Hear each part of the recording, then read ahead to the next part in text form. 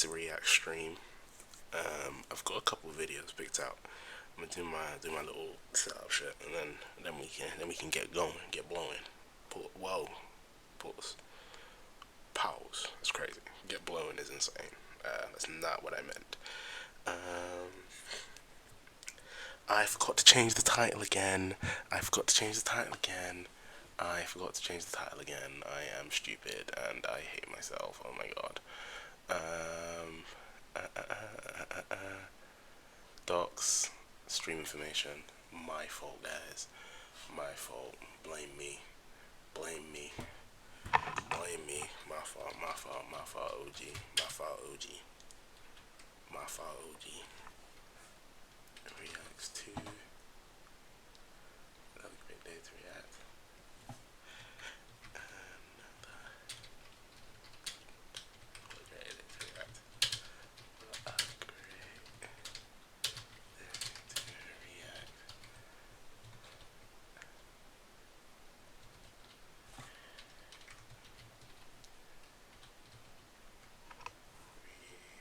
Oh my god. Go away. Yeah, stream, pull up. This is embarrassing. And get rid of Sonic Adventure at just check. Okay. Done. Yeah, that was not good. That was embarrassing. Embarrassing. Okay. Give me a second. Need to do my little rundown. Rundown. Put that to the side there. OBS over there. OBS, why you gonna be so fat? You gonna be so fat and big and fat.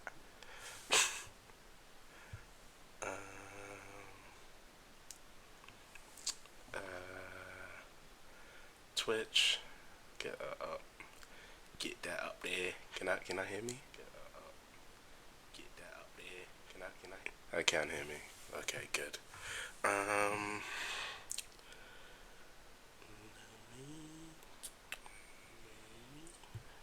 can hear myself. You. Copy link.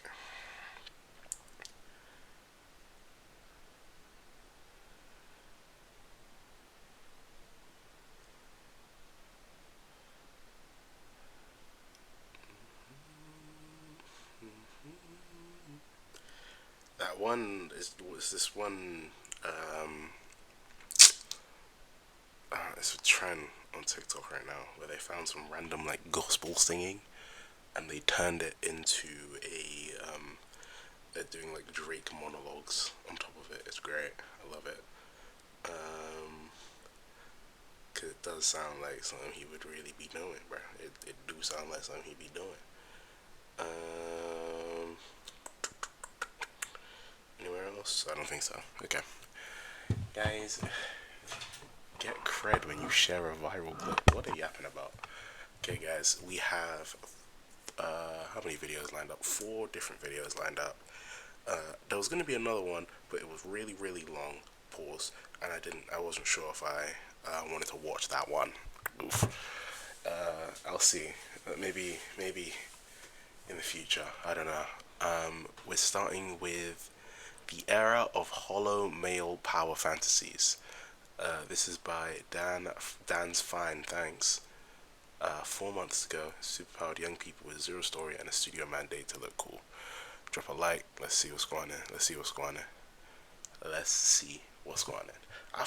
I saw Jumper on the thumbnail for this one. I fuck with Jumper heavy, so this better be gas. They better not violate Jumper too hard. From 2008 to 2012, you're a bit loud.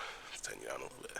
Twilight released 5 films, each one building on the success of the last. And everyone from me at 13 to Donald Trump at 66 was invested in this series. It dominated pop culture, jump-started careers, and made it very clear what audiences did and didn't want.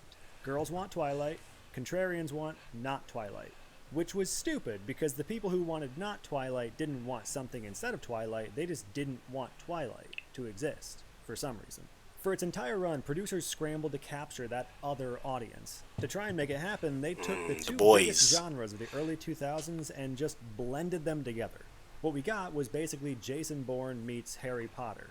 Supernatural YA action movies starring hot male protagonists with abilities of some sort. These gentlemen get no character development, they always have sex on the first date, and they're often suffering in what men interpret as silence. I call this genre Twilight for Boys because they were released during the same 5 years as the Twilight Saga, one Okay. every single year. I never really Also, tapped for into better Twilight. reasons that will become clear. Well, This I was a don't know if it's for 5-year me experiment in making particularly. trailers instead of movies. Each film looked like it was building towards something, a world, a mythology, a sequel perhaps, but none of them ever landed.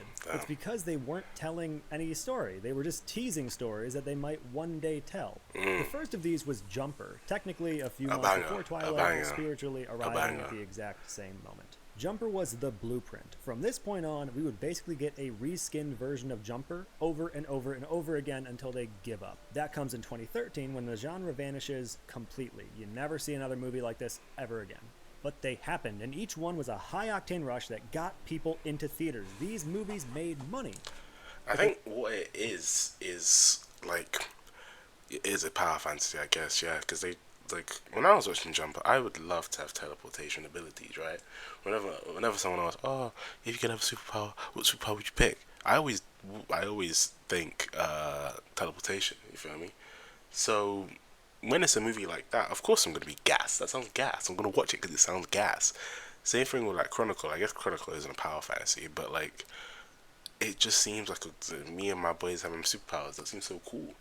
And so, like, it does work. It works with me even to this day, bro. I'm gassed. I love Jumper because, well, love is a bit strong. It was cool. I liked Jumper because, like, it's just something. It's what I would do if I had powers too. Were flawed in ways that I want to explore. You gotta follow me through my jump scar. Yeah. In 2006, Okay. Doug Liman, the director of The Bourne Identity, was hired to bring Jumper, Stephen Gould's cult classic sci-fi novel about a teenager who could teleport, to the big screen. They shot this thing in 20 cities across 14 countries, filmed in the actual Roman Colosseum, and they had Anakin Skywalker fighting Mace Windu, which was great sci-fi appeal at the time. It had everything going for it except for an interesting story. Jumper, the novel, was good, and it had good things. First read in early 90s. I love this book. I first read it when it first came out in 1990. Nigga, damn, Susan Unk, well, Auntie, I guess, in 1992, and I've read it at least 4 to 5 times since then. So when they announced there'd be a movie, I was ecstatic. Then they started publicizing changes. Changes? Why? It's perfect just the way it is. Regardless, I went to see it the premiere weekend on February 16th, 2008. Grr, I left steamed. I saw very few movies in theaters in 2008. Jumper made me mad. The Mist had me frothing at the mouth, and I predicted the end of the happening as soon as we figured out what was causing the weirdness, and still can't figure out why this movie got an R rating. Oh well, maybe next year. Okay, buddy. Doing a bit too much in the Goodreads. The studio scrapped like reviews, all of it, keeping I guess. only I the don't main know character what and his side that ability was. to teleport. Because of this, the movie opens with a long monologue exposition from, not trying to be a hater here, but the second worst deliverer of dialogue after Keanu Reeves, Hayden Christensen. And then I jumped back for the final quarter of the NBA Finals. Courtside, of course. And all that was before lunch. He plays David Rice, a kid whose mom bailed on him when he was 5 and whose dad took that as a green light to start dabbling in child abuse. When he falls into a frozen river and gets trapped under the ice, something happens, and he suddenly finds himself in the wet part of this library. Everyone at school thinks that... One thing though, okay, we may be watching this being like, oh my god, this movie was not that good. The editing and like the CGI in this movie, hard. It was hard as hell, bro. It was hard as hell. Look at this transition, and tell me that isn't hard, bro. green light to start What? dabbling in child abuse. He's yapping When he about falls child into a abuse. frozen river Watch and this gets transition trapped and tell me under this the ain't ice, fire, bro. something happens, Look at that. And he suddenly finds himself in the wet part of this That was library. hard, bro. Everyone at school This is thinks they just watched 2008. a weird kid die, This is but he's 2008. fine and just walks home to have a fight with his dad, Home sweet home. who I thought was Woody Harrelson until my wife said it wasn't. I googled it, and she was right, but I also learned that Woody Harrelson was not in Guardians of the Galaxy. Tough day for me. During this altercation, David Oh, stretched it's Yondu.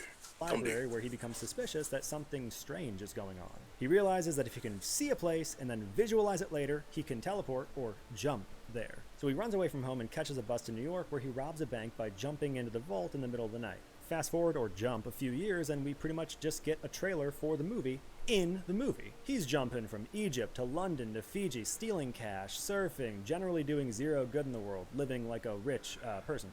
And they point this out. They hint that there's going to be character development at some point, and it never happens. This is like never an issue. But to his benefit, that self-serving apathy has kept him hidden from Roland, played by Samuel L. Jackson with the most fuck-ass wig, bro. I hope he's going to mention that. Hey, that fuck-ass wig, yeah. Roland is part of a secret religious order called the Paladins, whose mission it is to kill jumpers because only God should have the power to be all places at all times. Which bro keeps forgetting to change the title of the stream when you start. Yeah, man. I had a whole like introspective monologue about it. I need to like write a note, like a post-it note on my setup whenever I plan to start a stream and be like, okay, change the name. Yeah, it's embarrassing. It's embarrassing. If we're being technical, jumpers cannot do. Still only one of them. And also, if we're defending God's trademarks, maybe go after David for being uniquely qualified to end suffering and not doing it. Roland has been hunting David since the heist. When they finally meet, David confirms Roland's suspicions by failing to use a door properly, something that is never an issue again. Roland attacks him with his lightning wires, but David escapes by jumping back home to Michigan for the first time in years. But the hunt is on, as Roland now has a list of David's jump sites. All of them. Like, hundreds of them. Way too many to be useful. I could Google places and get the same tactical advantage. Back in Michigan, David runs into Millie, who watched him die in 10th grade and reacts like he just moved away. She spends most of this interaction in disbelief that he's a banker because he was just so bad at algebra, but she gets over it, and after a short conversation, she agrees to hit up Rome with him, and there they have sex pretty much immediately. They follow this up by breaking... This movie did move very quickly. I'm thinking about it now. Like, they did, like, she had a boyfriend, I think. I'm pretty sure she had a boyfriend in this movie. But, like, he was like, do you want to go to Rome? And they just went to Rome. This is real. Where David is once again people talk about how like rom-coms glorify cheating. So did these hollow male power fantasies, bro. They did. Fronted by Paladins and Griffin, a half-jumper, half-gamer character. This leads to David's arrest, a surprise mom reveal, and an Air Buddy and dumping of Millie. From there, it's all jumper fights, reluctant alliances, and can't resist the Anakin charm, Griffin bro. dying in the most sequel-baiting way possible.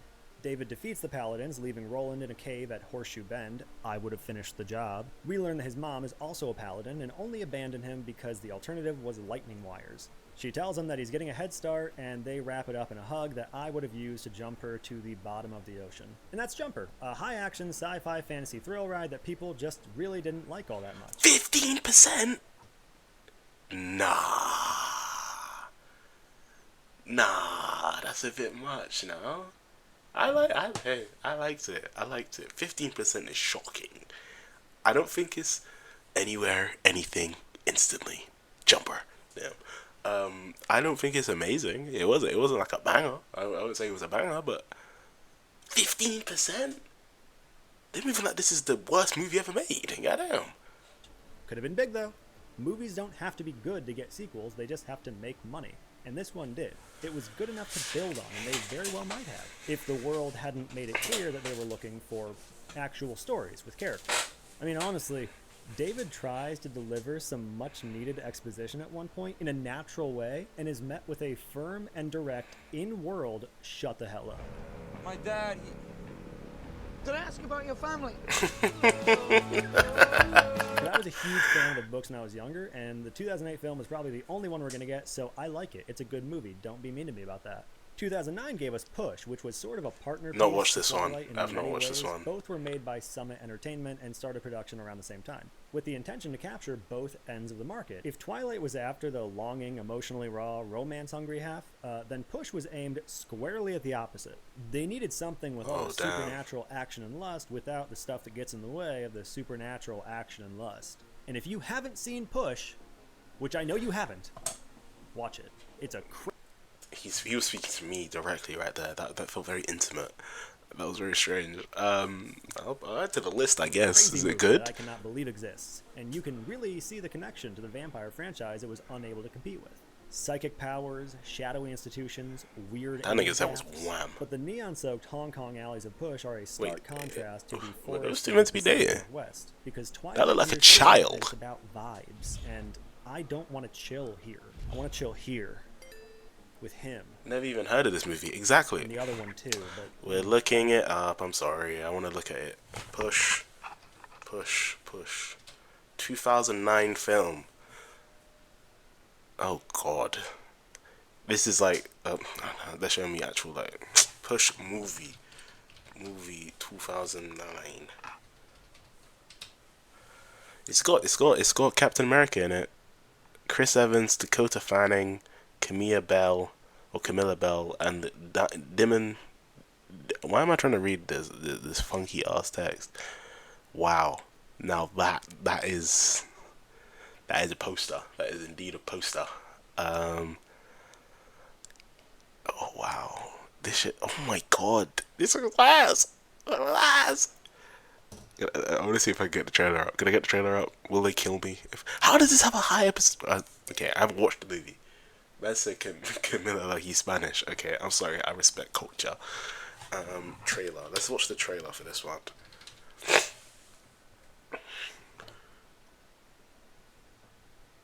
PG-13.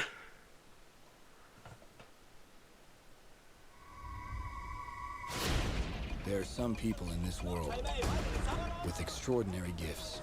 We don't ask to be special. We're just... Is this pre-Captain America? Has Captain America come out yet? Is Chris Evans just doing whatever? I don't know. Maybe.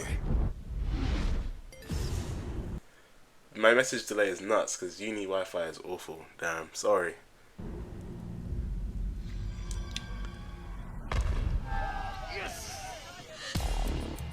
Some of us can move objects with our minds. You're a second-generation mover. Is that what the kids are calling it these days? Others can make their thoughts your own. Get the hell out of my head! Some can see the future. You're a watcher. All these, you're a mover, you're a watcher, you're a minder, bro. They really do have the same kind of vibe, bro. What the hell? Our future isn't that great. But there's a secret organization within our government. It's pre-Cap. called Division, Okay. trained to track us down and turn us into weapons. Cap was like 2010 or 11. What was Chris Evans? What was he doing? He was fucking Johnny Storm. Only one person who's ever escaped from Division. We have to find her. She's the key to bringing them down. This looks so low budget, bro. This looks like a YouTube movie. You know when like YouTubers used to make their own movies? This looks like one of those. Like a Ryan Higa movie or something like that. To be honest, Ryan Higa probably was called Agents of Awesome Stuff or whatever, or Super Secret Agents of Superstar, whatever it was. That one was gas. The world's never seen before.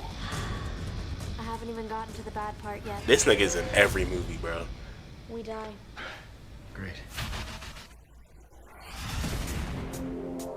Division's looking for you. We're here to help you. You said the future's always changing, right? What are you? What are we reacting to? Sorry, it's a it's a movie. We were watching it was a video essay on hollow male power fantasy movies, and this one called Push came up, and I have never heard of this in my entire life. Apparently, these two start dating. That's what he said in the video. Let's finish up the trailer and I'll get back. I just wanted to see what it was on. You feel me? That would have got me, bro. That would have got me as a youth, bro. If I saw that trailer and I saw it, I would have watched this movie. They're here.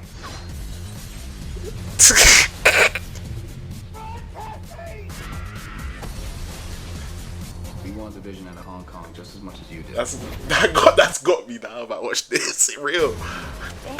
You need to accept this reality. We all die. Who doesn't? Me. Gonna try and get inside my head?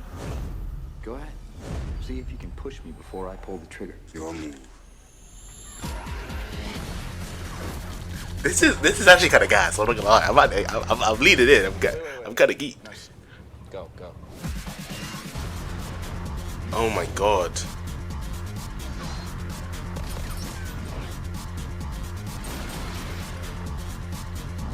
Mindless random superpower movies is what society. Yes. Everyone wants to be all super special and crazy. Let's go back to guys just having powers and doing shit, bro. That was always gas. Want him to talk.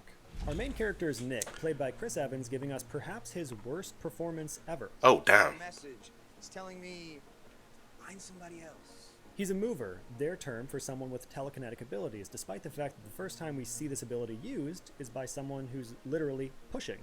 In this version of our world, people with psychic abilities were, get this, genocided by the Nazis in World War II.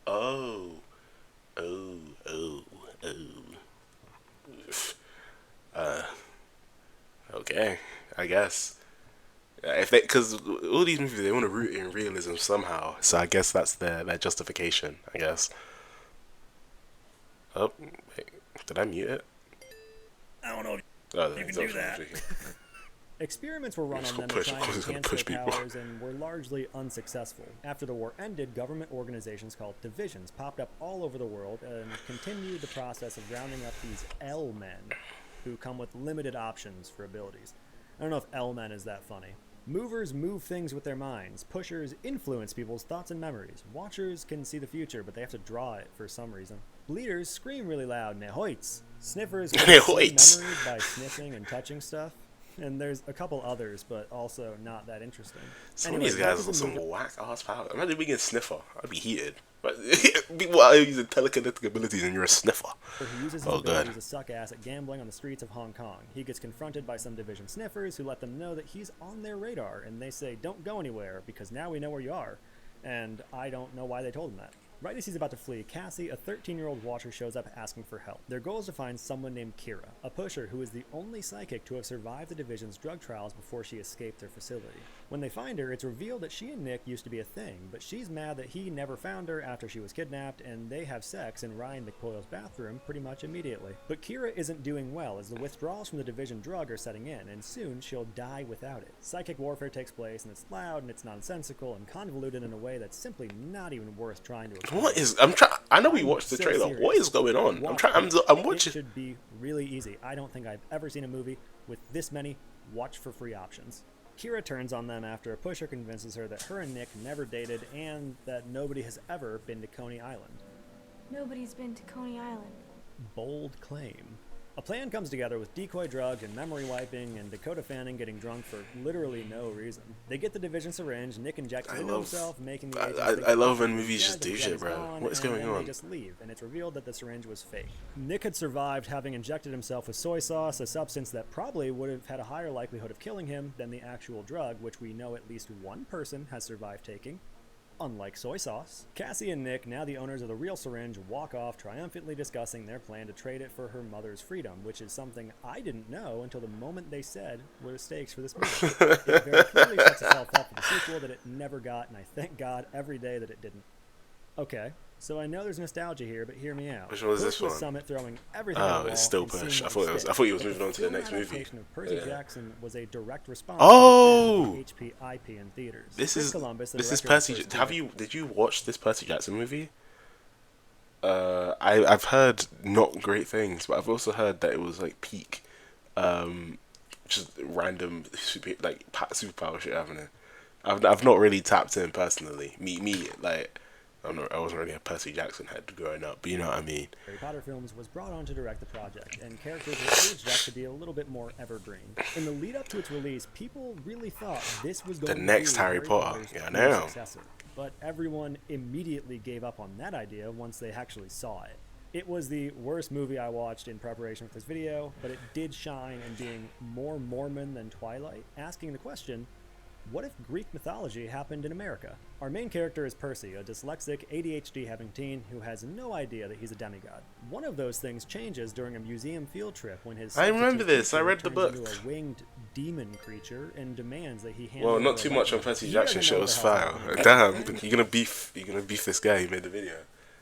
The second one was asked though. Okay, so this one's good And a Latin apparently. teacher who are hiding animal parts under mobility aids scare it off before moving to transport Percy to Camp Half-Blood, a training camp for demigod children. On the way there, Percy learns that Greek gods are real and still fucking humans, and that one of those humans is Percy's mom, who knows all of this but chose to just not tell him. Before they get to Well, the I camp, watched it when I was like 10 or younger. Talk, Okay. Percy wakes up a few days later where his centaur Latin teacher explains that he's a son of Poseidon, something that's rare and dangerous, as the big three typically don't throw it around like that anymore. Zeus declared that unless the lightning bolt is returned by the summer solstice, there will be war. So Percy, Grover, and Annabeth, Athena's daughter, go on a cross-country journey to find The the show bolt, is save good Percy's though. mother, I've heard and it's good. stop war from I'll tap breaking in. out. On their Well, I want quest, to read it's the books revealed first. I have that, them, but I've not read them. I've read the first part of Lightning You know Thief. what? I'm sorry. Percy Jackson Maybe it's the is so spoilers. boring. I'm going to rush this one. They find the bolt, they avoid the war. The general audience consensus was that while it could have been the successor to Harry Potter, it was just too kiddie. Read to the books appeal to first. anyone Fries in the bag, outside bro. of the rather young demographic that enjoyed it. I didn't even remember seeing like fan art from this movie on Tumblr, and I was really on Tumblr. But Percy Jackson is an outlier. 48%, that's not bad. That I was forced to watch on the last day of school or something like 10 years ago, and I'm not going to watch it again.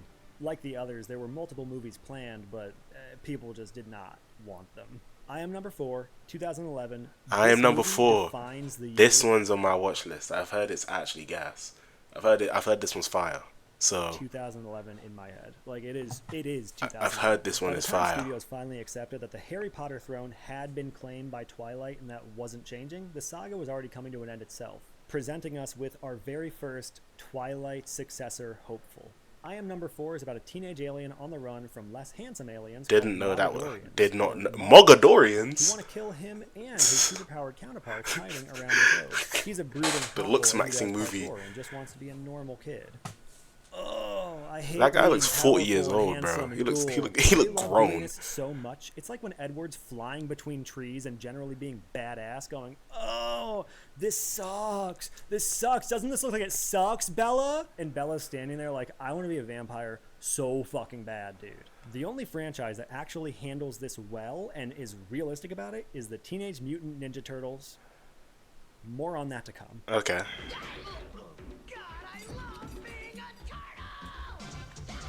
Back to number 4, who goes by John. Type shit, I guess. It's hard to tell if this story has too much or too little going on, but regardless of the answer, it focuses almost all of its energy into Michael Bay's bullshit and these silly-ass power reveals. These things have no rules and seem to have unlimited uses. He starts a car with this. Okay. John is super fast, strong, What? naturally by the blonde, he can talk to animals, shoot lasers from his hands, What the hell was that? and is super fast, Cool. strong, What is durable, naturally by the blonde, he can talk.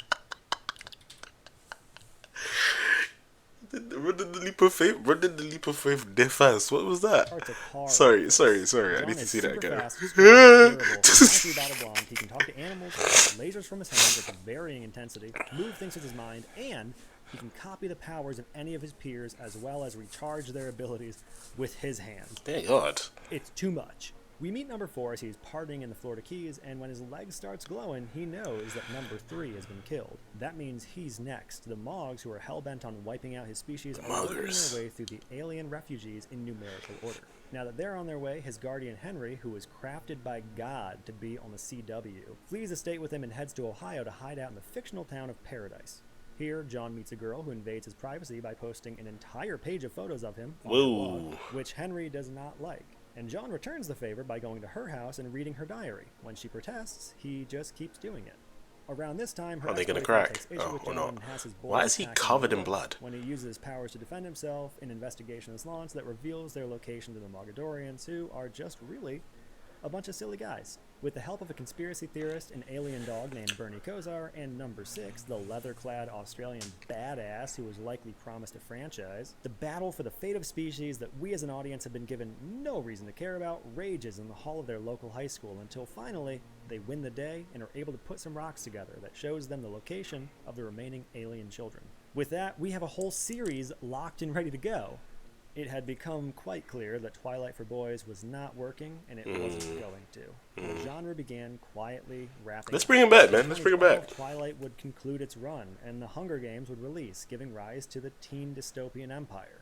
But there was still one high-octane, male-led, supernatural thriller left. Chronicle. Bang. Chronicle had everything Peak. working against it. Peak. It was the final release Peak. of what was effectively a dead. I love for the Chronicles sake so of much. it had a budget of just He might go into spoilers, by the way. mostly unknown actors, and was being directed by the not yet infamous Josh Trank. It's fantastic. Yeah, I'm gone.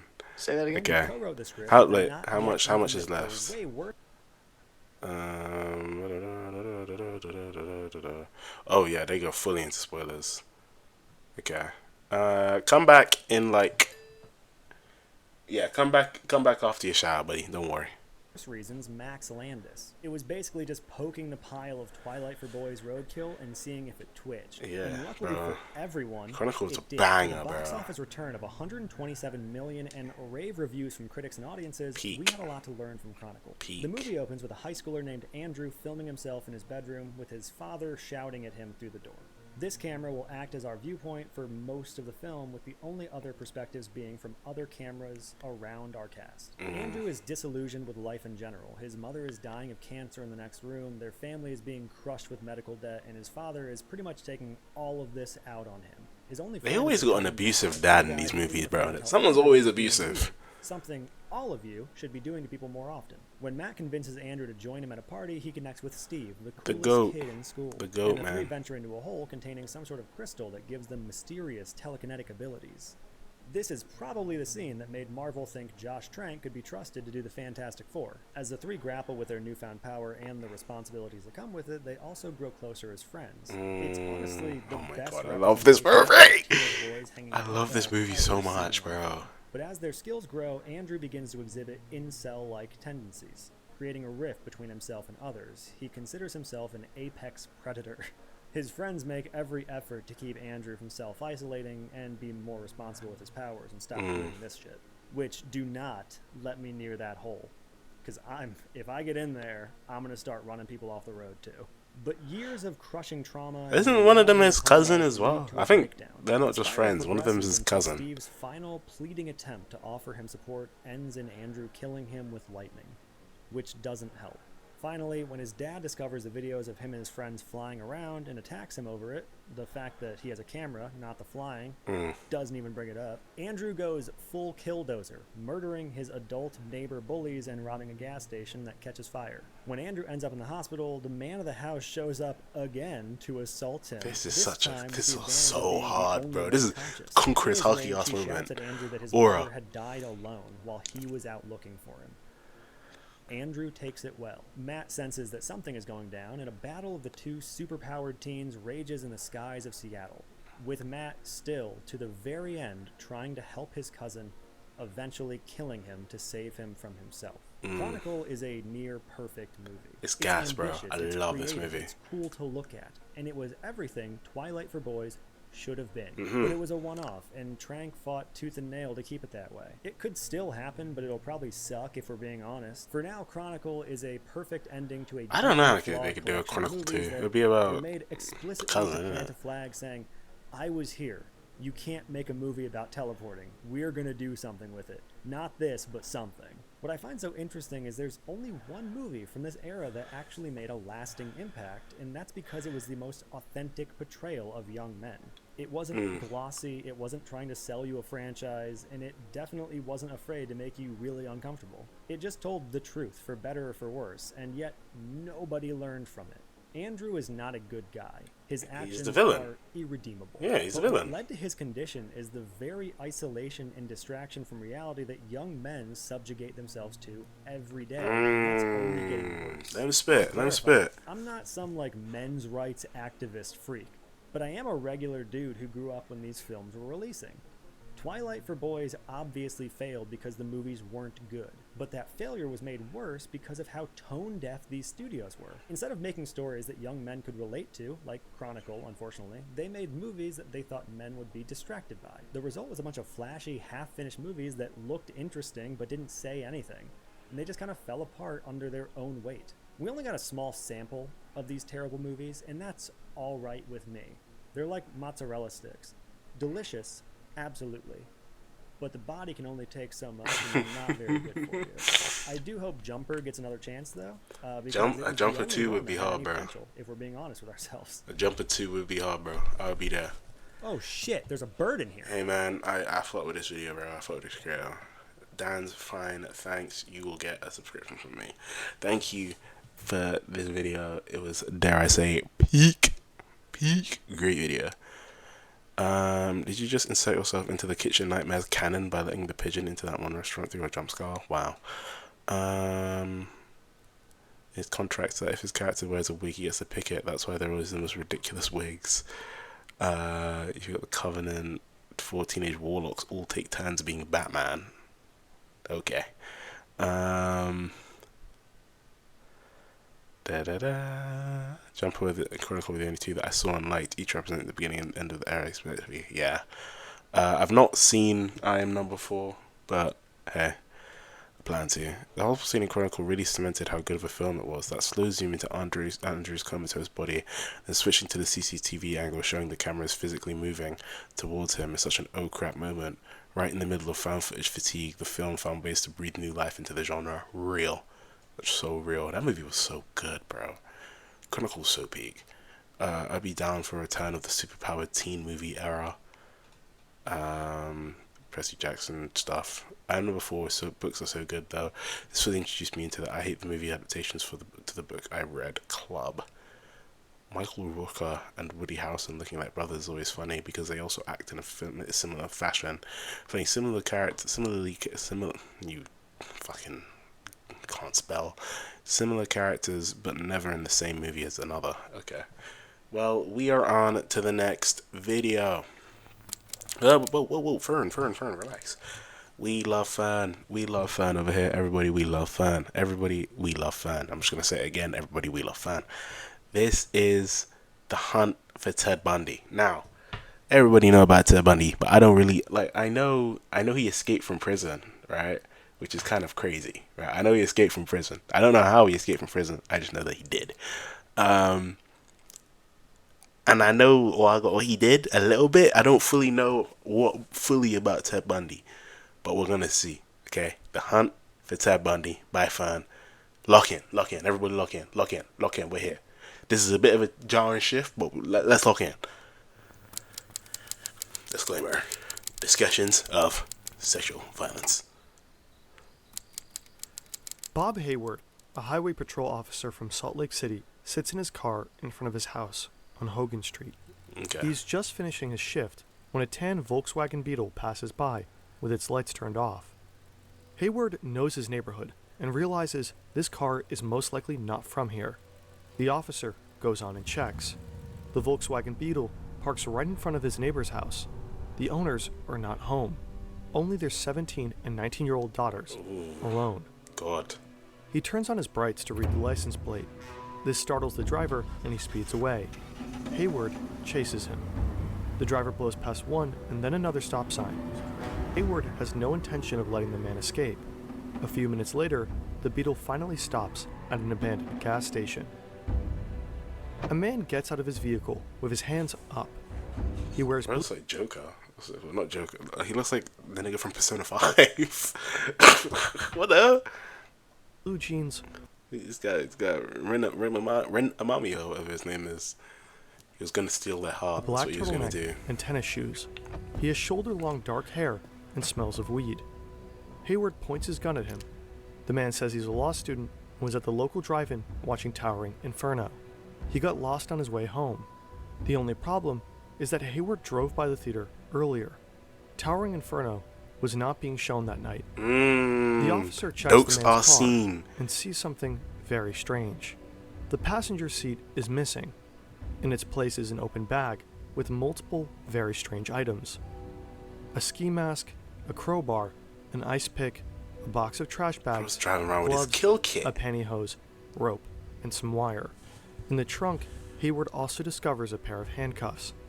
I'm going to arrest you tonight for evading an officer, mister. But I intend to ask the county attorney for a complaint against you for possession of burglary tools. Back at the police station, the man gets registered and photographed. While he had the necessary tools, there was no burglary to directly link them to. But without any evidence, he is free to leave the station on bail. Bob Hayward is suspicious. He is convinced that the man wanted to break into his neighbor's house with those two girls inside. though it was only much later that Hayward would realize the man he arrested that night was none other than America's most infamous killer. Damn. Ted That was the and it will take a lot prologue more to finally catch him. He's not a wild beast to look at or to hear. Her viciously, biting her. He was thoughtful, charismatic. And clubbing her to death. He was quite personable. Slow down, my young friend. Whenever it comes to like serial killers, they love talking about how like they were so personable and they were so like he was such like a great guy to talk to. Like really? Well, I don't know the brother, but still, like I feel like that's a. They always love glazing them. I don't like that. If we're gonna talk about killers, let's not glaze them. You know? Let's say how it really is. They're weirdos. Like this isn't. He was so personable and he was like kind of attractive. Like, bro, whoa, what are you talking about now? Turn you down a bit. You're a bit loud. Buddy. Hunt for Ted Bundy. Why is this nigga busting a groove? What's going on down there? The Masked Killer, The 70s and 80s Chapter are 1. the era of serial killers in the U.S. Jeffrey Dahmer, John Wayne Gacy, Charles Manson. But one of them stands out. Ted Bundy. He's handsome, articulate, likable, even. Well, I'm sure it works, and you've got to have faith it'll work, or else you'll be reduced to some kind of, mumbling idiot. Theodore Robert Bundy was born on November 24th, 1946. He looked like a man in that picture, bro. It's like that one pic of fucking Superman. Yeah, that pic of Superman, like where he looks like a grown man in the pic. Sorry, let me not butcher no German. He's a smart boy and grows up in a relatively normal working class family. Okay. I grew up in a wonderful home with two dedicated and loving parents, one of 5 brothers and sisters. A home where we as children were the focus of my parents' lives, where we... So how did this happen? Church, two Christian It was raised in a great household. They did not smoke, there was no gambling, there was no physical abuse or fighting in the home, but it was a fine, solid Christian home. But not everything is all right with Ted. From as early of an age as 3 years old, he does strange things. When his aunt is sleeping, he arranges kitchen knives around her. When outside playing in the forest, he frequently takes apart mice. When swimming, he more than once tries to drown others. He never shows any signs of guilt. Yeah, that should have been checked out. Well, I guess it was a different time. They didn't know about mental health and shit. His family is religious, his grandfather a deacon. The grandfather is also abusive and violent, a racist wife-beater and collector of violent porn. Despite all this, Bundy adores him and regularly peeks into his collection. Okay. Ted is intelligent and good-looking, but he is also very shy. I'm on the brow. Who is often It's bullied crazy. at school. He sometimes has serious outbursts of rage and does not quite fit in with the other kids his age. During his first years at college, Ted is insecure and has almost no social life. A I'm positive surprised. memory for him is when he buys a 1968 tan Volkswagen. The car. Gives him a sense of freedom. That's the car. And independence. Over time, Ted Bundy builds the perfect mask. That's why he was busting a groove in the beginning. Okay. Graduates in psychology, starts dating girls, and attends law school. But he doesn't care much about the law himself. As a teenager, Bundy had a lengthy history of theft. When he turned 18, it was wiped. But the desire to commit a crime grows and grows inside him. Shit, man. On February 1st, 1974, Bundy breaks into a student's home, abducts, and kills his very first victim. Oh shit. Linda Ann Healy. He was as a youth. I didn't know he started that.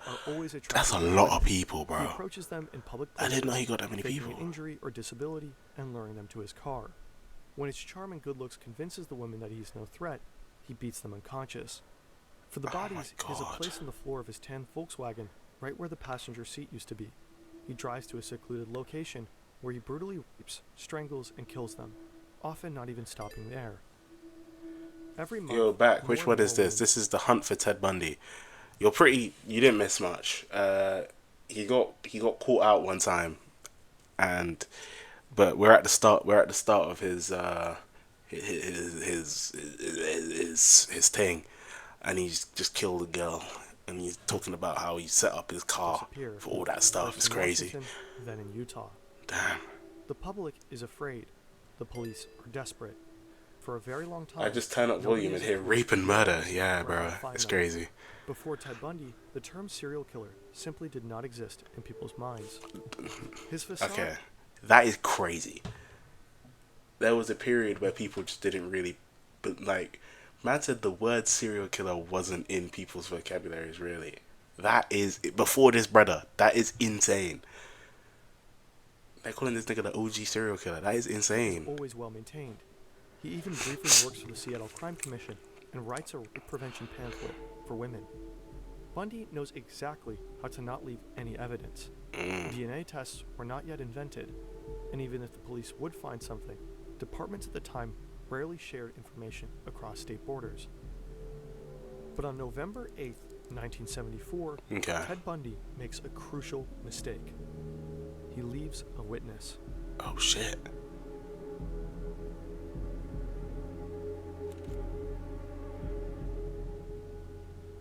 If these murders had happened today, the hunt for Bundy might have ended much sooner. Fingerprint matching and other computing techniques have transformed police work over the last decades. Data science is relevant in countless fields today, and it's not magic. Brilliant can be a great first step to get your foot in the door. Bro. I was saying, this feels like it's about to be an ad. Chapter 2. 2 escapes. Crazy segue, Carol yeah. DeRange is 18 years old. She's driving her 19 With today's sponsor, we would be able to actually catch Ted Bundy today. She parks under a light and walks into the building. Carol is looking for books and stands just outside of Walden's bookstore when a man approaches her. He introduces himself as Officer Roseland from the Murray Police Department. He is polite and well-dressed. Someone was trying to break into your car, he says. Then asks the woman whether they should check if anything is missing. She agrees, and they both go back to the parking lot.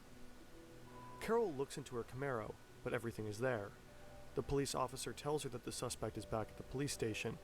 If she joins him, they could file a complaint. That doesn't make any sense. How did the guy get there that quickly? Maybe he's not displaying the actual time disparity between everything. That doesn't sound very that sounds very unrealistic. But I don't know. Feeling uneasy, but the officer shows her a badge and she agrees to come with him. They go to the officer's vehicle, but it's not a police car. It's a tan Volkswagen Beetle. Maybe he's undercover, Carol thinks. She feels a bit nervous, but gets into the car anyway. A few minutes later, the man stops the car at an elementary school. He suddenly grabs her arm and handcuffs her. Carol starts screaming and pulls out a gun. Carol is terrified.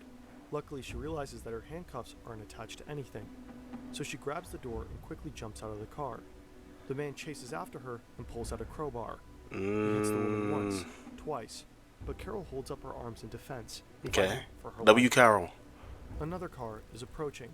Carol manages to break loose, runs away, and jumps into the other car. She goes straight to the police and reports the man who introduced himself as Officer Roseland and his Volkswagen tan Beetle. Bob Hayward is so unsettled by the man he arrested, the next day he mentions him to his brother, Captain Pete Hayward, a homicide detective. The detectives at the Salt Lake County Sheriff's Office immediately start connecting the A dots. year ago, a woman in Seattle reported suspicious behavior by her boyfriend. She saw an eyewitness drawing from a kidnapping that looked just like him. The woman's boyfriend also had a tan Volkswagen. 10 women have gone missing, and the man is on the list of suspects.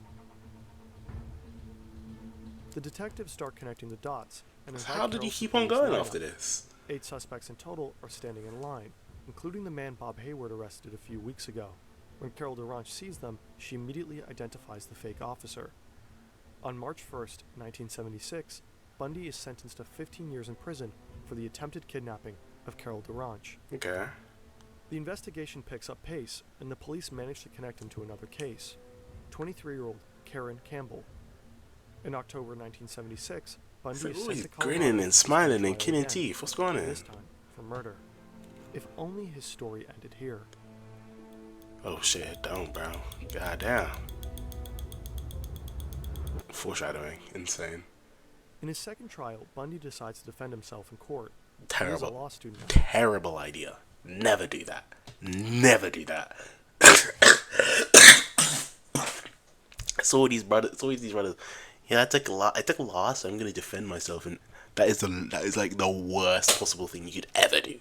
I can't think of someone who's actually won by defending themselves in court. I can't think of any. For that, Bundy receives slightly more freedom from the judge than other prisoners.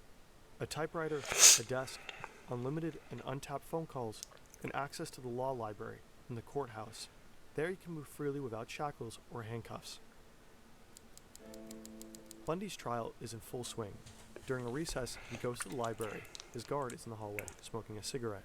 It is a sunny day. The sky is blue. And Ted Bundy jumps from a second-story window. Okay. Well, The fall is hard. Okay. But after landing, he immediately runs across the street, over a fence, and into an alleyway. And now he's gone, bro. From there, he sprints to a river. He's gone. From there, straight to the mountains. It used to be so easy to break out, bro. Back in the day, it used to be so easy. These guys are so unserious. This is a killer. You got on your hands. He's able to just jump out the window and leave. This ain't right, man. Escaped for weeks, jumping from his bunk bed to strengthen his ankles, going through his exact escape route again and again, putting on a second layer of clothes under his courtroom outfit, practicing how fast he can change, getting a haircut, shaving his beard. A woman rushes into the courthouse and informs a guard that she saw a man jumping from one of the windows. The guards immediately sweep the floor. From the moment Bundy leapt from the windows, it takes them 10 minutes to realize he's gone. 10 minutes? They set up roadblocks. They send bloodhounds into the mountains and tell the residents to lock their doors. Radio stations and newspapers quickly cover the escape. 150 policemen are now hunting a killer on the loose. Okay. Damn. Ted Bundy wanders through the mountains. He has nothing with him. No money, no food, no plan. Only a light shirt and his pants, and since he defended himself in court, a map of the area that was used in the trial. A whole day, he hikes up the grassy hills and by nightfall manages to cross the Aspen Mountain. The next morning, however, is cold and rainy. Yeah, you ain't got Instead no of food. wandering further south, he tracks back and finds a small cabin, where he stays for the night. On day 3, Bundy leaves the Where'd he cabin, get a gun from? now better equipped. Oh, He I has guess there was a some gun food, in the warm shack. clothes, and a rifle. Damn. On this day, the FBI joins the manhunt. That's how it be in the America, man. You helicopter. can just run up and just find a Despite the gun. map, Bundy gets lost. When a rainstorm hits, he becomes even more disoriented. The cold is doing the rest. He eventually starts walking in circles and lands Just back found at a the cabin. blanket. There, he finds That's tracks crazy. of a search party. They're onto him. For 5 full days, Bundy is hiking through the hills. With his ankles Evie in the swollen hills. and his food running low, he finds himself back in Aspen. His only chance of escape is to find a car. At a golf course, he finally finds an old Cadillac with the keys inside. It's the morning of the 6th day of Bundy's escape. 2 police officers see a Cadillac zigzagging on the road. They stop the car, assuming it's a drunk driver. Instead, they find a sober but weak Ted Bundy. He lost over 20 pounds. and 20 barely managed to pounds? steer the Thank car. God. His nose is wrapped in Band-Aid, and he wears glasses, but the officers easily recognize him. He is arrested only 2 blocks from where he jumped out of the window. Yeah. Back in custody, Bundy now also faces charges for escape. He has to wear shackles and handcuffs when in court. It matters little to him.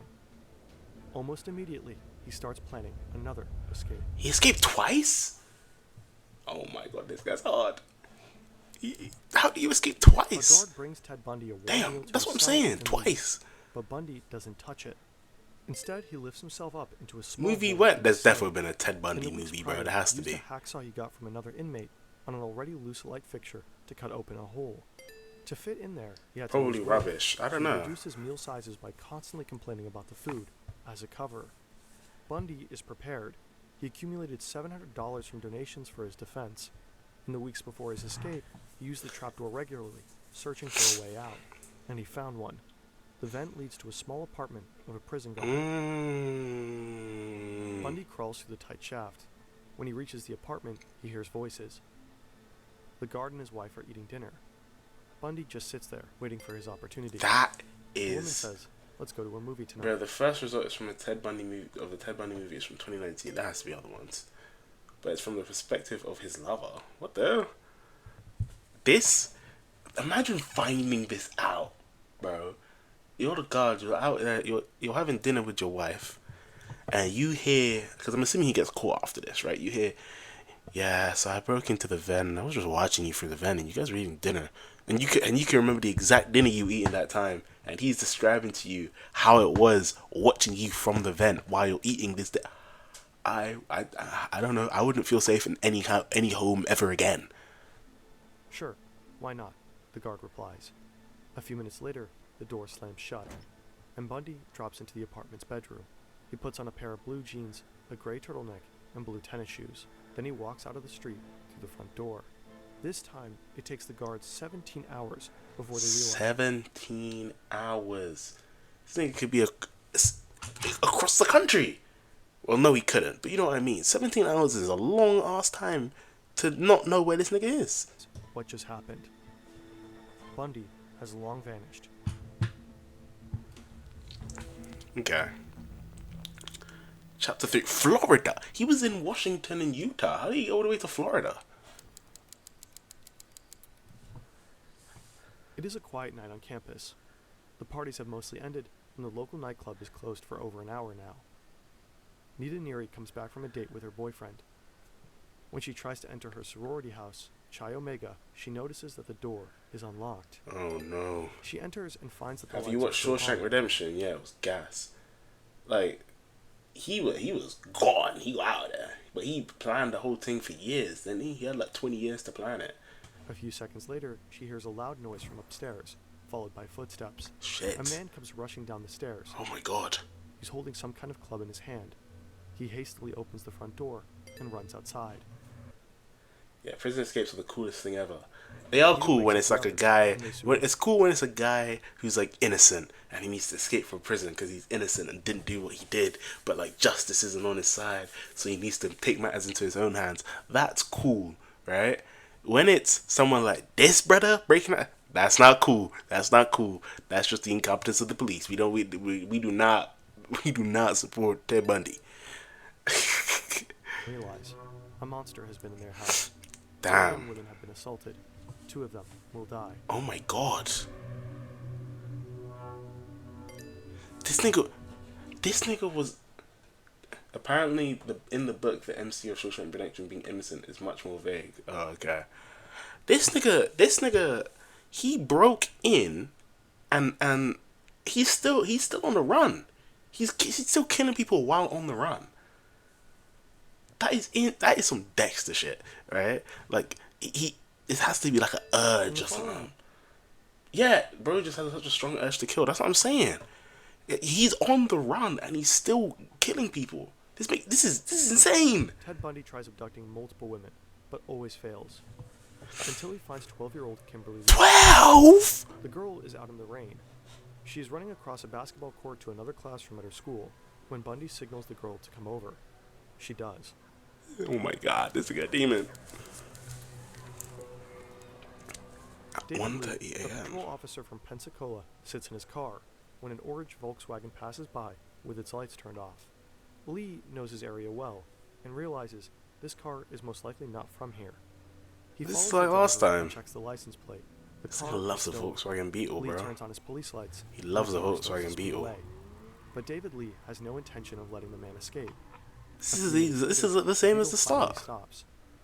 Bundy must have had a strange feeling of deja vu Yeah. at this point.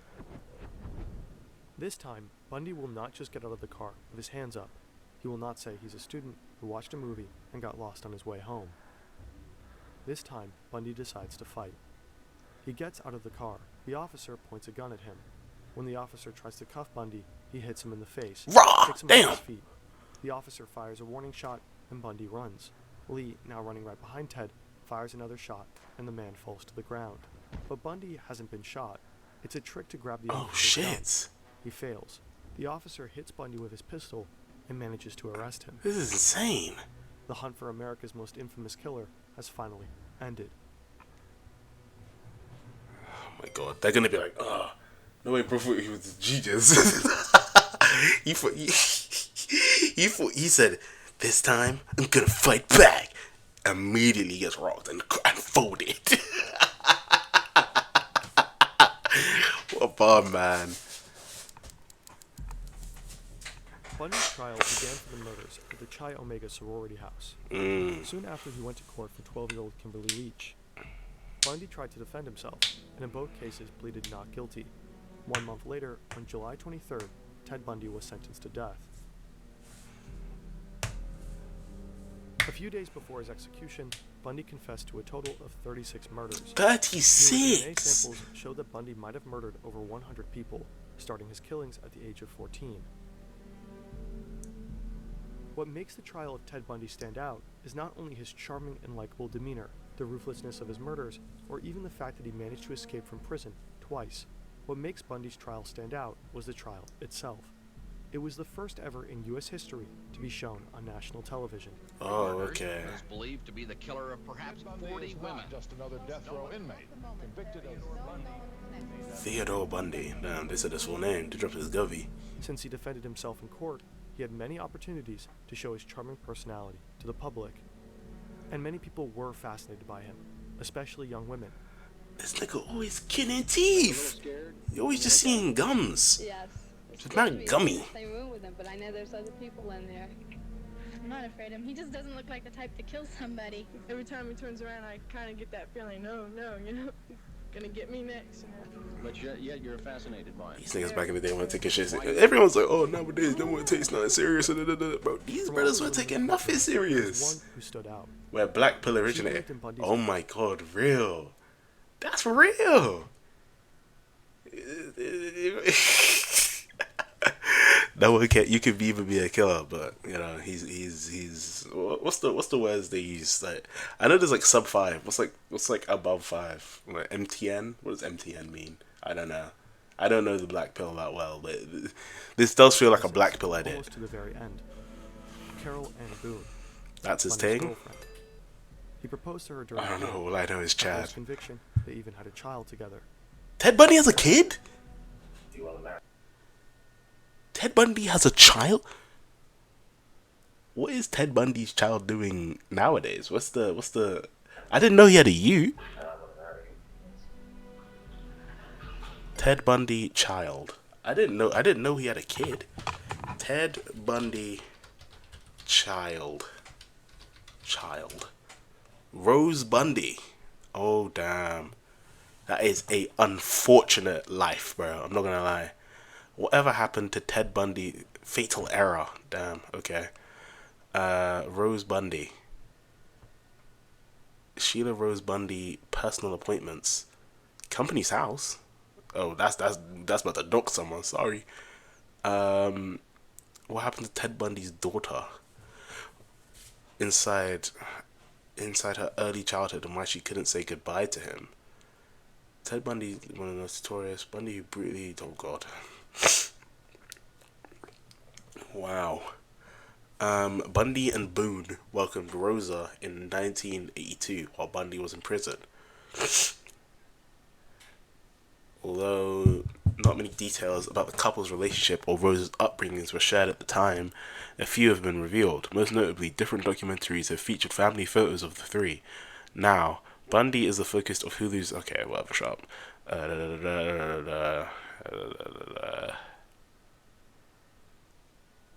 Smith also shared that they split after Bundy confessed his crimes to Boone, who had believed he was innocent. Because of this, a then 6-year-old Rosa didn't get to say a final goodbye to her dad for his execution on January 24th, 1989. Damn, okay. According to the author Anne Rule, who once worked with Bundy and wrote The Stranger Beside Me, Boone and Rosa moved away. Boone later died in 2018, and Rosa grew up to be a kind and intelligent young woman who led a private life. Damn. Okay. So she thought he was innocent this whole time. But he was like, yeah, I did that shit. And she was like, oh, okay, and left him. Damn. Bundy's trial became an unprecedented media sensation. People all across the country could watch a killer fighting for his life, trying to evade his death again and again for years.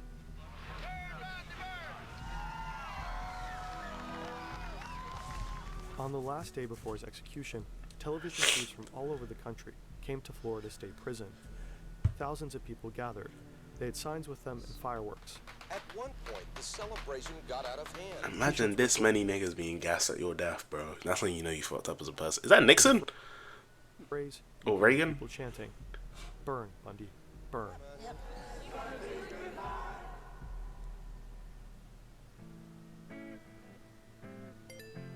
On January 24th, it's like when Goldie Roger was executed. After spending 10 years on death row, Bundy was executed via electric chair. Damn. The person who flipped the switch was a woman. Oh, W. This is modern feminism. Come on.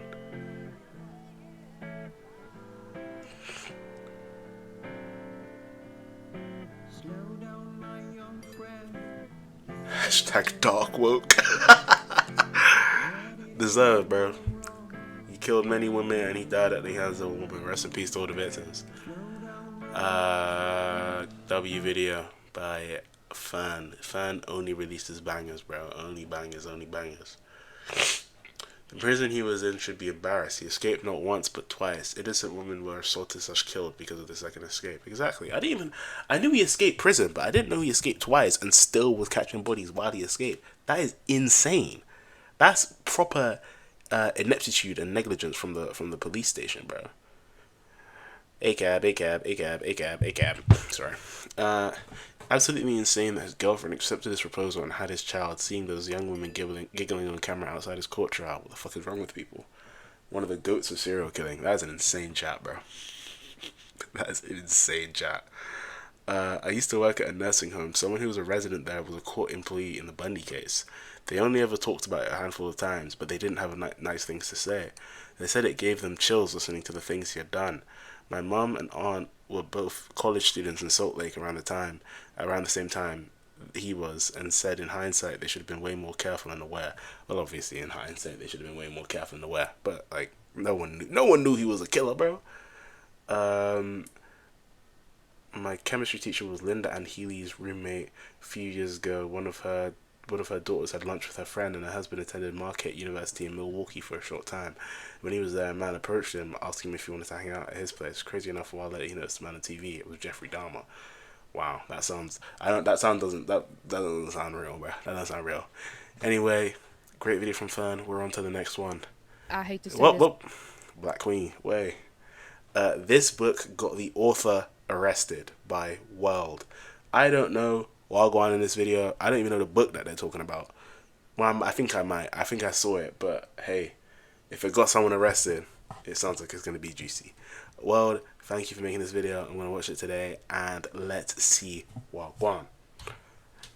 Right now. I hate to say this, and I hope I don't sound ridiculous, but we are in the presence of demonry. We are in the presence of demonic behavior. We are in the presence of some witchcraft. Okay. Ghouls, demons, and ghouls again. Okay. I think that we need to start allowing people to get arrested, thrown into maximum security prisons, and turn a blind eye when they get shanked in the locker room. We need to start putting people on spaceships and I don't know what this nigga's done yet. I don't know. I shouldn't be yeah, I don't know. Us that are quite frankly supervillains that need to be taken care of. And very true. We do not have vigilantes roaming the streets. There isn't a Spider-Man, there isn't a Batman that's going to save us. So we have to save ourselves. Consider this video to be a citizen's arrest. Not that it's needed. Citizen's arrest doesn't say it. Been arrested, but we'll get to that in a second. I was actually in the middle of making a completely different video when I open up twitter.com. BoJack will spin in the background. That's how okay. all great things start. So there's an author. Her name is Tori Woods. This is her pen name. That's not her real name. But there is a woman with the pen name Tori Woods who wrote a book called Daddy's Little Toy. On this channel, we are... Let me look at that book again. Daddy's Little Toy. Pen name okay. Tori Woods. Let's see. Wrote a book called Daddy's... I can't read the blurb. I want to try and find this book. Now that is gonna be crazy on the search history. Who cares, bro? It's for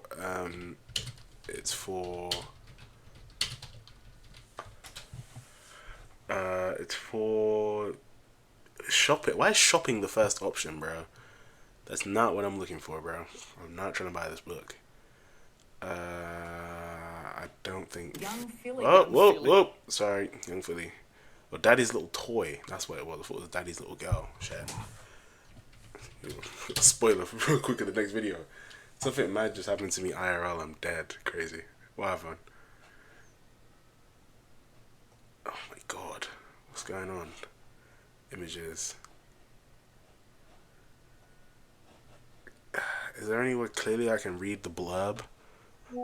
I don't know. You know, no. Okay. This little toy. On this channel, we are no stranger to absolutely awful literature.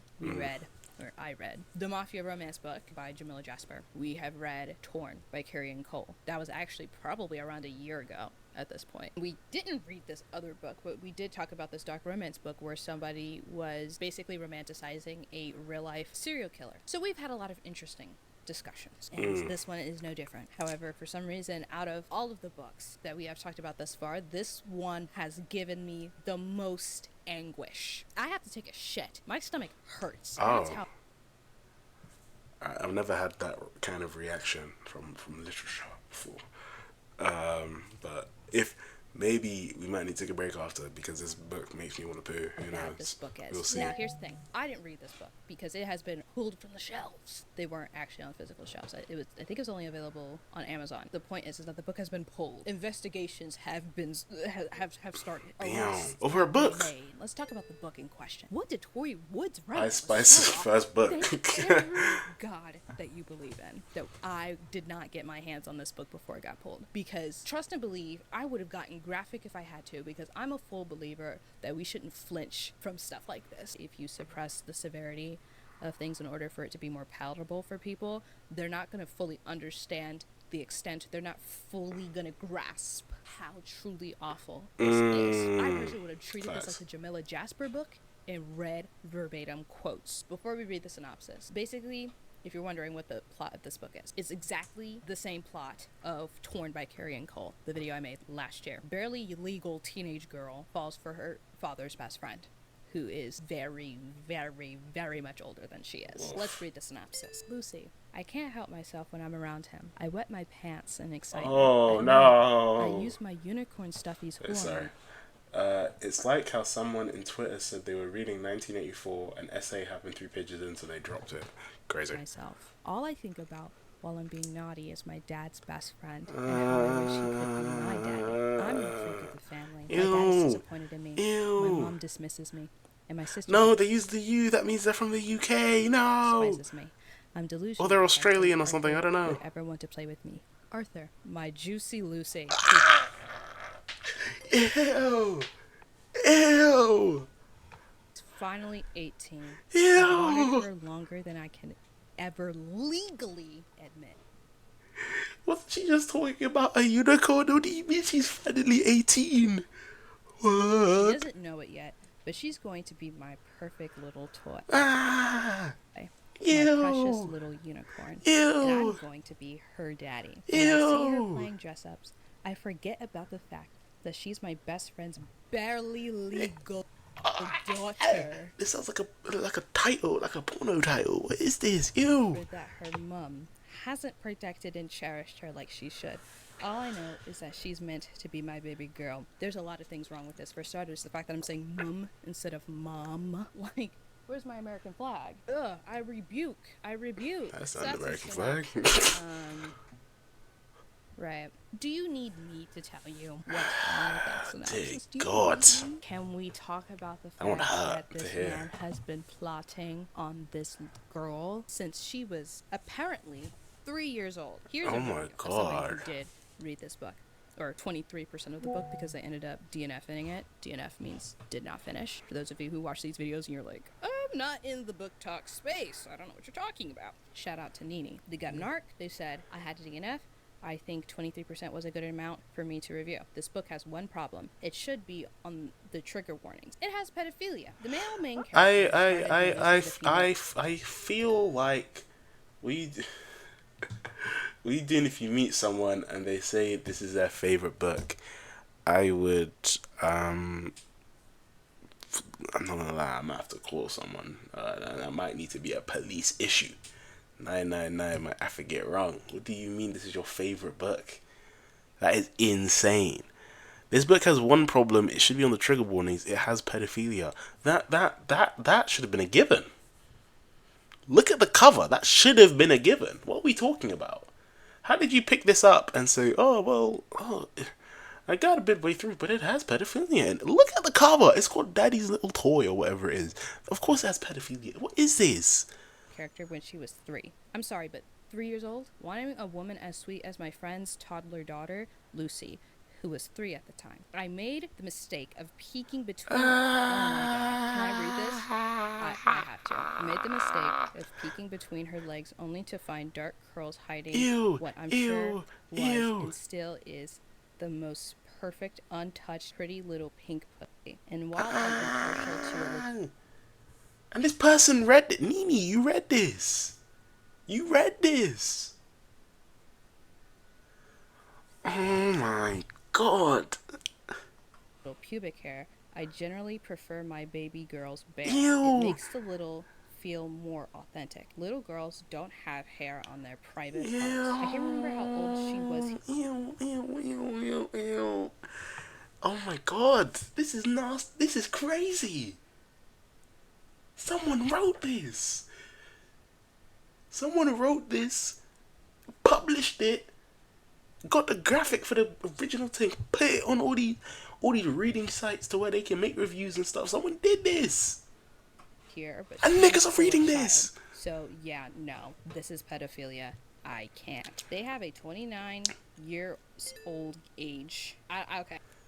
Well, gone for the publisher though. That's what I'm saying. Well, it says this book got the author arrested. So hopefully they got. I don't know if it's a 29-year age gap or if the person is 29 years old. And they said that this would be okay if he didn't want her since she was 3. I wanted to continue, but I couldn't stop thinking about this. Thank you for those direct quotes that are 23% at least through the book, mind you.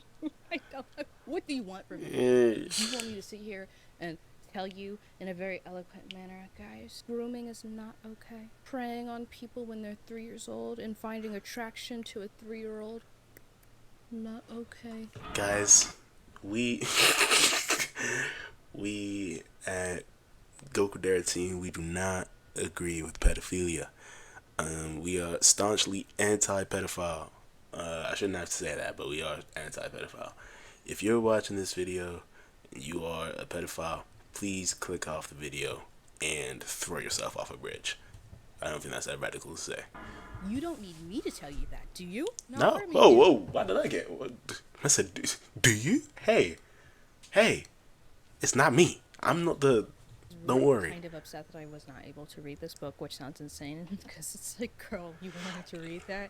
I didn't want to read it because I was interested in it. I mean, I am interested in it, but not in the ways that you're thinking. I wanted to do it for educational purposes, right? I like coming into these videos knowing exactly what happened and giving you the full rundown.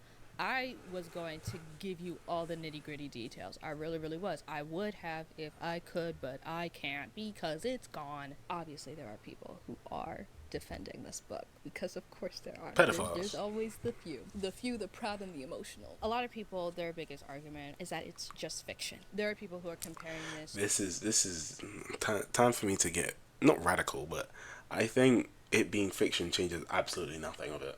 I really don't. Like, there's lolly lovers, you know, people that like lolly. That is so strange. You should look into that. Like, you are not. That's not defendable, bro. That one nigga, the anime man, starting a beef. I don't really care. It's not beef. It's me just stating the obvious. He's like a defender, like a staunch defender of lolly hentai. You're weird. That's so weird. Because why do you want to, even if it's fictional, why do you want to for young girls? That's so strange.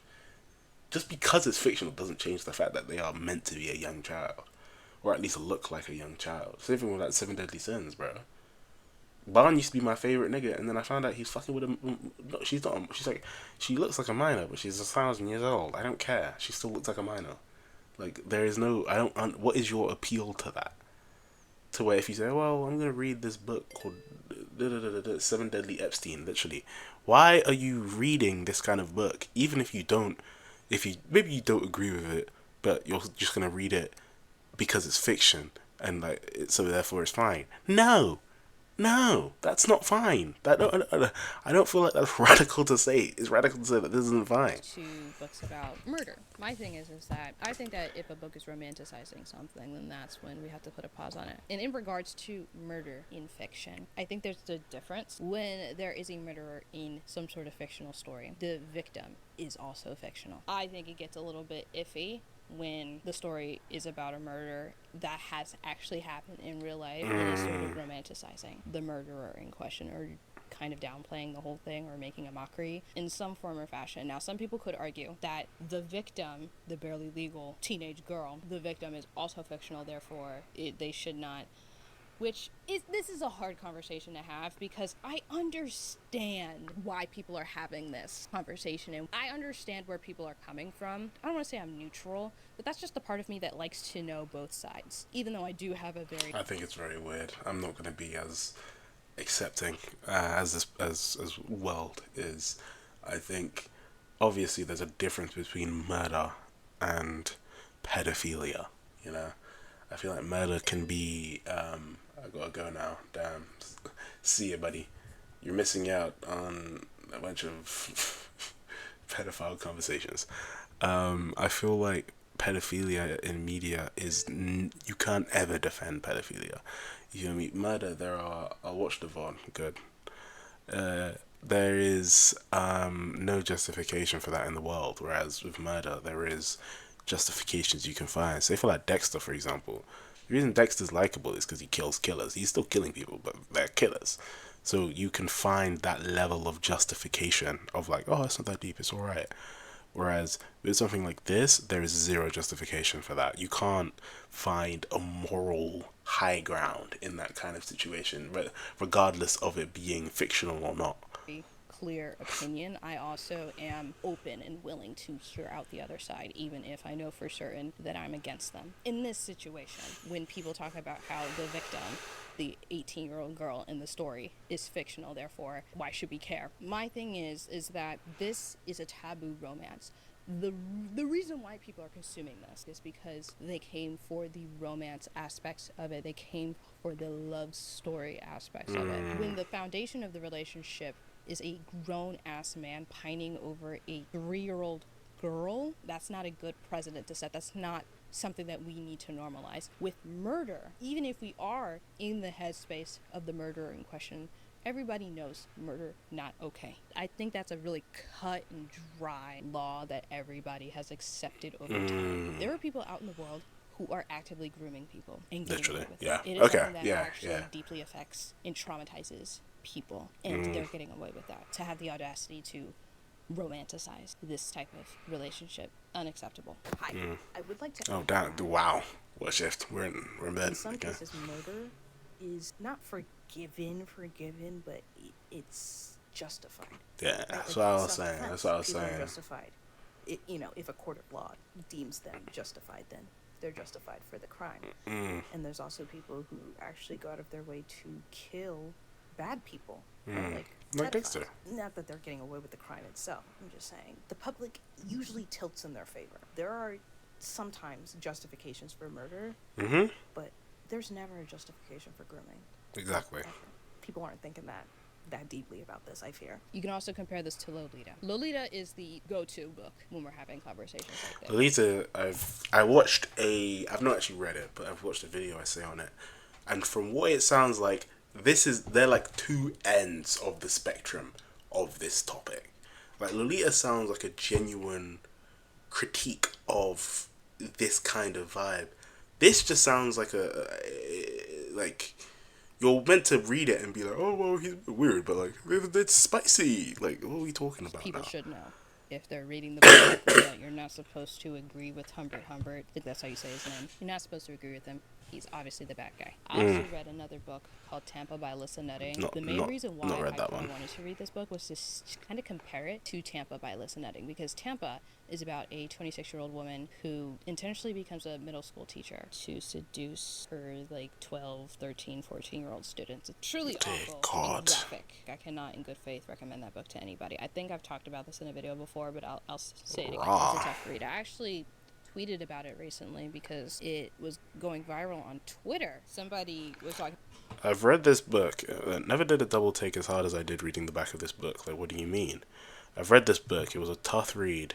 The female narrator is monstrous and doesn't use flowery language a la HH, or justify her predation by presenting her victims as mature. I only recommend it to people who are fine with reading abhorrent narrators. They said they read this book. It was a tough read. The female narrator is sorry, I stole your thunder. Okay. Into the mind of a female. This book is vile, but definitely an interesting way to dive into the knowledge of intense cognitive dissonance. And then somebody asked me, random person, I don't know who this is, they asked me, what do you mean by cognitive dissonance? And I said, it's horrifically graphic, to the point that I felt like I was going to be put on a watch list, but I was morbidly curious about the mind of a female predator.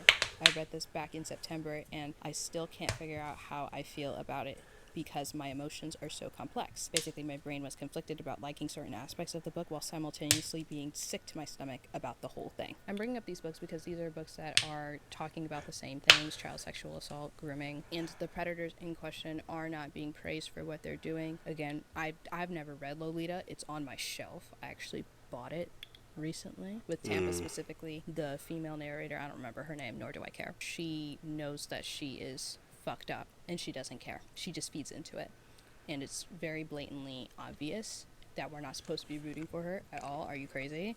It's blatantly obvious that the relationships that she's having with her students not okay at all. Vile, disgusting. I think the reason why it's so graphic is to really hammer home the fact that this is not something that we should be accepting. This is something that, by the way, this is something that's happening. Female predators like that exist, and a lot of the times when you see a headline of a teacher being arrested, a female teacher being arrested for doing something inappropriate with her underage students, a lot of people like to... So the brothers be, why did this happen to me? Why didn't that happen?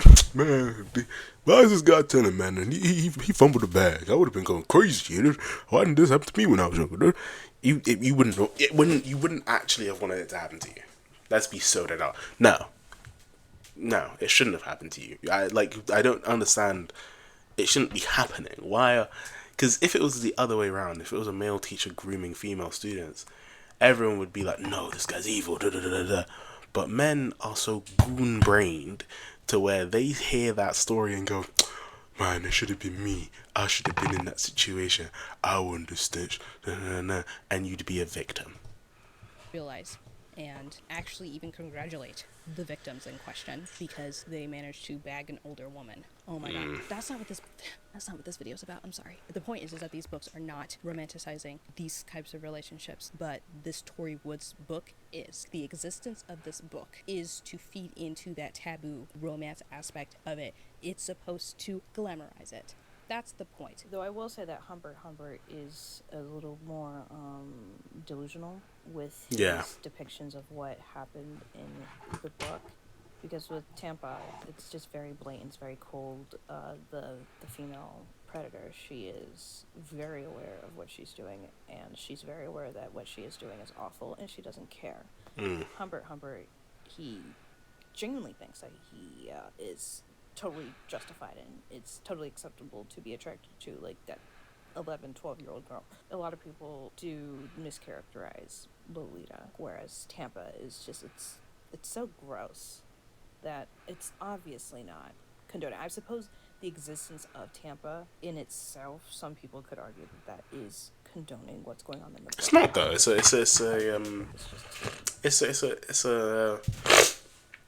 not like a cautionary tale, but it's just saying like they're not defending it because they're showing it in such brutal detail of what could happen if you. It's like how what's it called?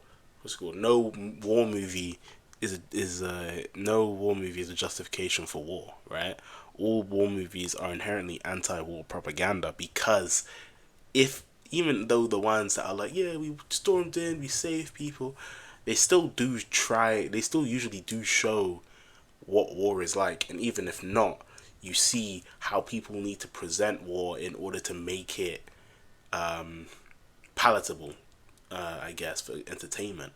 When it comes to something like All Quiet on the Western Front, for example, that is a starkly anti-war film because you see in brutal detail how the thing is. With something like Tampa, again, haven't read the book, but it's showing that in such detail and being put in the position of that character, I can't see how you could read that and see it as a condonement of what is going on. With Lolita, there is some sort of, there's layers there, because you need to understand that obviously the narrator is unreliable and untrustworthy, and that what happens is some people read Lolita and slip into the mentality of HH, right? And that means that when HH is like, yeah, she was feeling me, no, guys were like, well, she was indeed feeling him. No, she's a child. That doesn't make sense, right?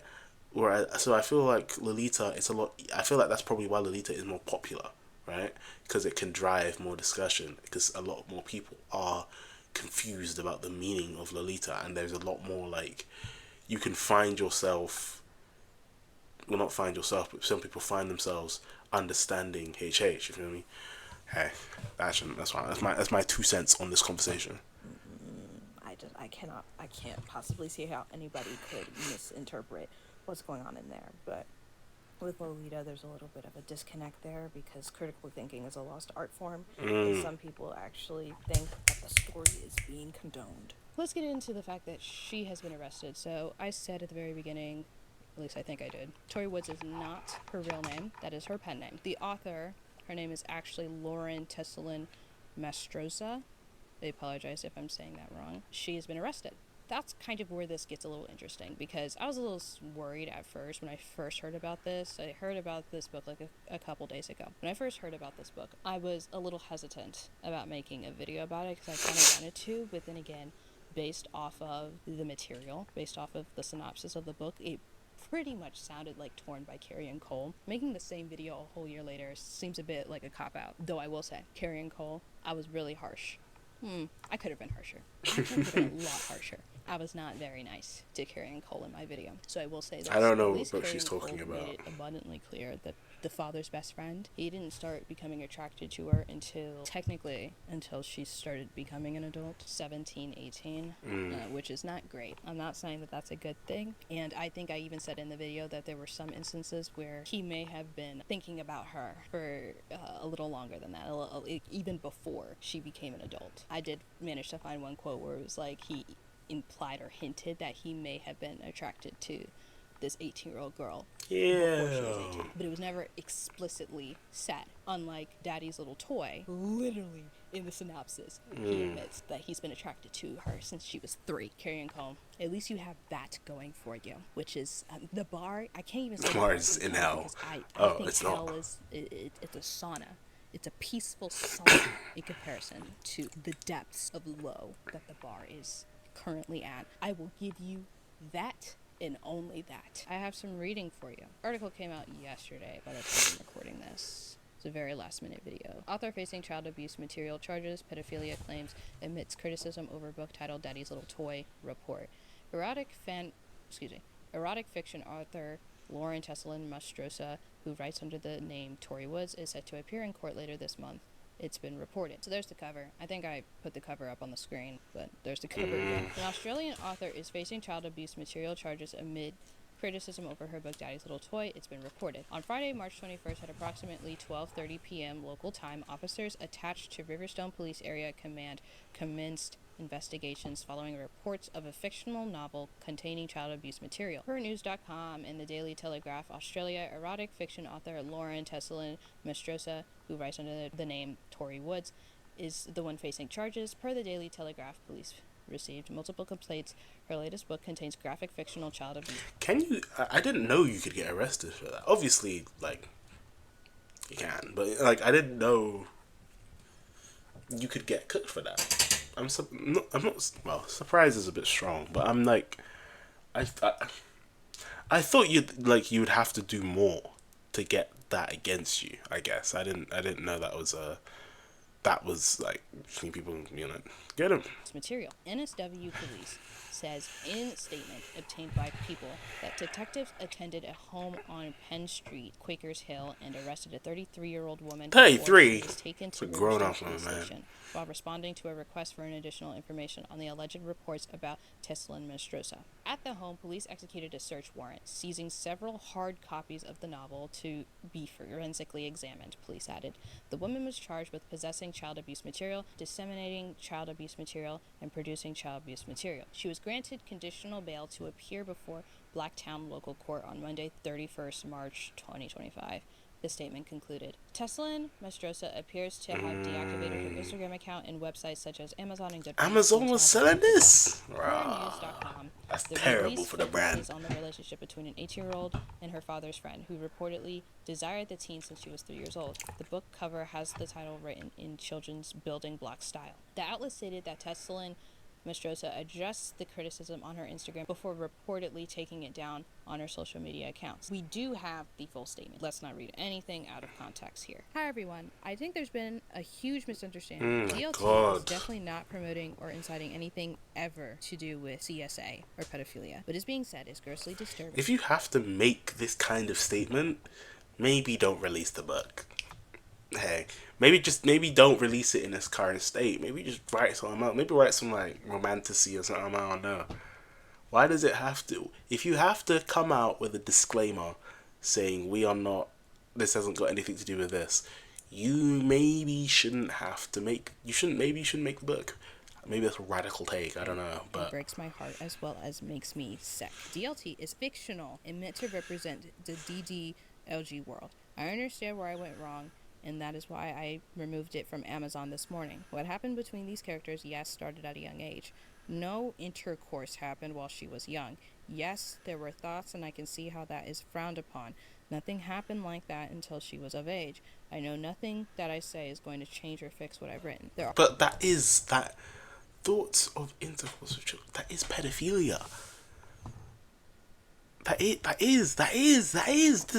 You can't just be like, oh well, I wasn't planning. I didn't have that in mind, but you did. You wrote about it. Are, however, 3 innocent people who have been caught in the crossfire, and it needs to stop. Georgia, Misha, and Ashley, along with their businesses. Pixel and Quill Studio, cover designer, Mish Taylor, PA, graphics, and AVA book editing editor. These ladies were under no impression that I was Lauren Ashley writing as Tori Woods. I reached out to these ladies to work with them as Tori and only as Tori. Georgia was my PA for Lauren Ashley and had only ever read half of my very first book and decided it wasn't for her. This is why she became my PA, because she was honest. She has raised concerns with me about people mentioning her ARC form. This was copied from a template, hence why they all look the same. Misha Taylor has read a couple of my books, but not this one in particular. Neither of them knew the full extent of what was in the book. Ashley edited the book. She had asked me some questions, and in my replies I wasn't entirely truthful. She did not read over my final manuscript, which became the published, now unpublished version. I am so sorry that I wasn't who I said I was, and I'm sorry for the content in my book, and I'm even more sorry that this was missed as a trigger warning. I will be removing myself from the book community. If I ever get back to writing, I will not hide who it is, and I will make sure the people I work with know the full content of my books. However, I don't see that happening. I'm so sorry. Georgia Stove, who designed the book's cover, said she had cut ties with Tori Woods effective immediately, insisting she wasn't aware of what was in the book when she was working on the art, per the publication. Teslin Mastrosa was a marketing executive at the Christian organization Baptist Care, but has since been removed from the role. Baptist Care and Blacktown local court didn't immediately respond when contacted by people for comment. So that's all we know as of right now. Some people were concerned about the fact that she's been arrested, mostly because if writing fiction that is not necessarily accepted within the public is grounds for being arrested, then what else will people be arrested for? Real. What other, who else is going to get arrested? I get that. For the books Yeah, that they wrote? that's what I was And asking understand earlier. why people are starting to think that. This does seem like an extreme thing to do, because if we're going to arrest her, let's arrest Carrie and Cole while we're at it. I don't know if this is true, so take this with a line of coke. Some people have theorized that the reason why she was able to be arrested and charged with possessing child abuse material is because she had to use that kind of material to research material for her book. I don't know if that's true. I haven't read the book, so I don't know. That's what people are saying. I honestly think that the possession of child abuse material is just the existence of the book. She's trying to normalize something that is a crime. If you are curious, the dedication for the book, allegedly, I personally haven't read it. I haven't seen it. but somebody said that her dedication was, I will never look at my kids the same after writing this book. That was for me personally. You have your own very young kids and you still felt the need to sexualize the relationship between a very young She girl has and kids? an older man, to the point where he was attracted to her when she was he was attracted to her when she was 3 Yeah, years old. you gotta reiterate that, I guess. I don't know. Glossed over that. That is insane. The wagons. He was attracted to her when she was terrible 3 years look. old. Terrible How look. mentally inept do you have to be as a human being to write that down and think, yes, This is fire. That's some good material. Yeah, crazy. I get it's supposed to be taboo. I get it's supposed to be a dark romance. That's not what the genre is about. As somebody who actually does not give a one shits, two shits, red shits, blue shits about taboo or dark romance, I know for a fact that the people who are consuming those books, they're not going to look at that book and think, yes, this is good. This is some good stuff right there. It gives a bad name to the whole subgenre. And that's what makes me feel bad about the dark romance girls. I do feel bad for you guys. Sometimes, because that's now people are gonna look at this book, they're gonna point their finger, daddy's little toy, as an excuse for why dark romance shouldn't exist. And I am a full believer that just because you don't like a genre does not mean that it shouldn't exist, right? I think we should all coexist in the space responsibly. Most of the time I don't really have an issue with dark romance. If that is what you're into, that is what you're into. But come on. I guess. I say, as a conclusion for this video, that I don't condone censorship. I think that it is important to explore themes like this. I don't think the existence... Oh, girl, play that BoJack Horseman, please. Stop pissing me off. I think that exploring darker themes like this, these types of stories, are important. Another book I should mention that I have read is My Dark Vanessa by Kate Elizabeth Russell. I read My Dark Vanessa. That is about a girl. She's 16, I'm pretty sure, but she's in high school. She is underage. She is a minor, and she gets in a physical relationship with her English teacher, who is in his 40s. I don't fully remember. The point is that this is a grown man having a relationship with a 16-year-old girl. And that book, again, it doesn't condone the relationship. I believe that My Dark Vanessa is a good book, and it should exist because that is a book that does explore the victim's mindset. That book is really good at painting the effects that grooming has on somebody. It's not pretty.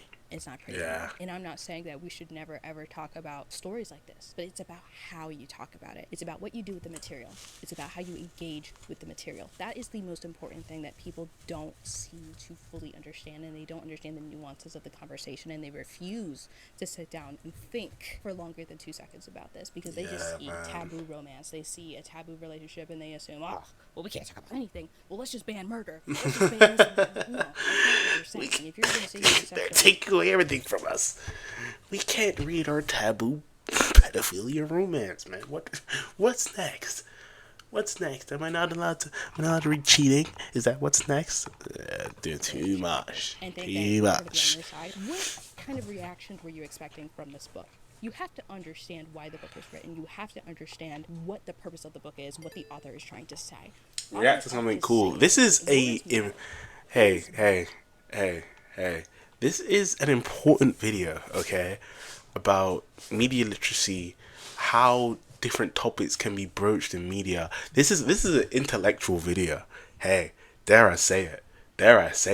So I think this is a pretty cool video. I think this is something that has driven some conversation. This has driven some insight, okay, about like laws and how people approach different forms of media.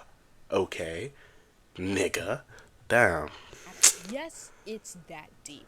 Oh, I need to put that on a t-shirt. A lot of people love to come after me and say, oh, it's not that deep. It's never that deep. It's not that deep. It's not that deep, bro. It's not that deep. The things you say actually matter. The way you act matters. What's up, power, bro? Matters. We need to send a nuke to this woman's house. I'm sorry. I didn't mean that. Because she's not at her house. And if she is at her house, she probably has an ankle monitor on. Confiscate her MacBook, confiscate her Lenovo, confiscate her HP tablet, confiscate her HP laptop. Just confiscate her, bro. Yank away her router. Put her in a room with no windows. Give her food 3 times a day, water occasionally. I think that's a good start. So thank you so much for watching this video. I hope you enjoyed it. I was kind of free balling this one a little bit. This was an emergency video. Like, subscribe, do whatever you want. I don't really care. All the links to my social media are down in the description. I have a book club on Fable. We are still reading Fable. The I've Queen's never Gambit. heard of that in my life. Okay. Thank you, Wild. Great video. You will get a subscription from me. I wonder how this is going. I do want to apologize to the witches for letting them catch a stray. I forgot witches aren't cartoon villains in a Disney movie. I cannot look at my kids the same way. What the fuck is that line? Real. What was her name? I don't remember. That's a pay to remove ad. Oh my god. This is so scuffed. Search Google. What's going on for her now? Oh, nope. Not going on Reddit, I guess. React to the Cicada ARG. I'll think about that as a suggestion, okay? Roseme's just react to ARGs and shit. React to the Mandela Catalog. React to FNAF Rule 34. I'll think about it, buddy. Okay. If you send me videos to react to, I will put it into the playlist. That's for all chatters. If you have an idea of something I should react to, send it to me, and I'll look at the title, and if it's cool, check out a channel called Frankie Faye. Okay. I'll do that. I'll look at that stuff in the next stream. Don't worry.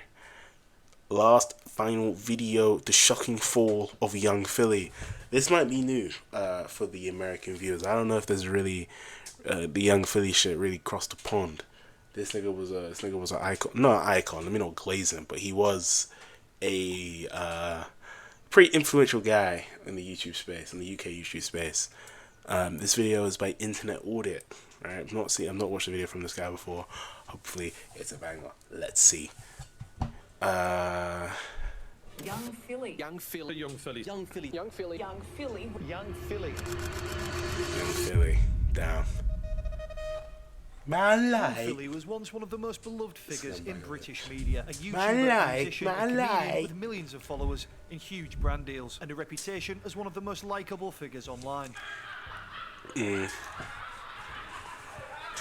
They're too much. A censor of allegations that could change his life forever. Accused of serious sexual assault allegations. Almost overnight, everything he'd built disappeared. I can't and won't be commenting on it publicly. From viral stardom to legal headlines, Philly's story has become one of the most shocking falls from grace in YouTube history. Once a national sweetheart, now his name sparks debate. Yeah, innocent or guilty. This is the beloved rise and shocking fall of Young Philly. Yeah, man. Yeah, man.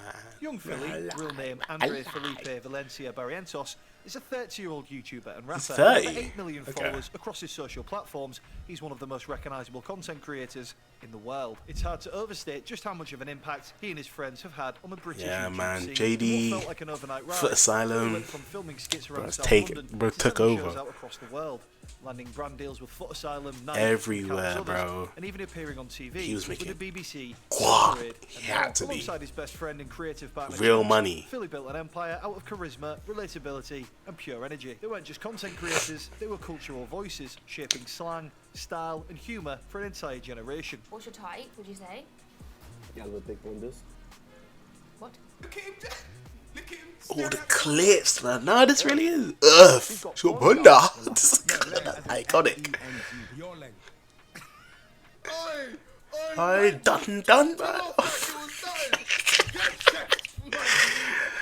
KSI, bro. Oh shit, I fucked up the orientation. Sorry. That is a iconic clip, I think. That is, like, I can't think of a more iconic clip than that one. I just topped him off, my G. Yeah, man. This guy used to be the king of UK YouTube. Well, he still kind of is, but I don't know. It seemed like Philly insane. And his circle were unstoppable. But in 2024, that empire came crashing down. Allegations of assault would stain his name, sparking a legal battle that could define the rest of his life. Because whether he's found innocent or guilty, one thing is certain: the life he once had. He's finished. The whole deals, all this foot asylum in the corner, finished. They erased his presence off the internet. You cannot find a Young Philly video. Well, you probably can, but like a lot of brands cut him off completely. Bad channels deleted their Young Philly videos. Anything related to Young Philly has just got erased off the internet.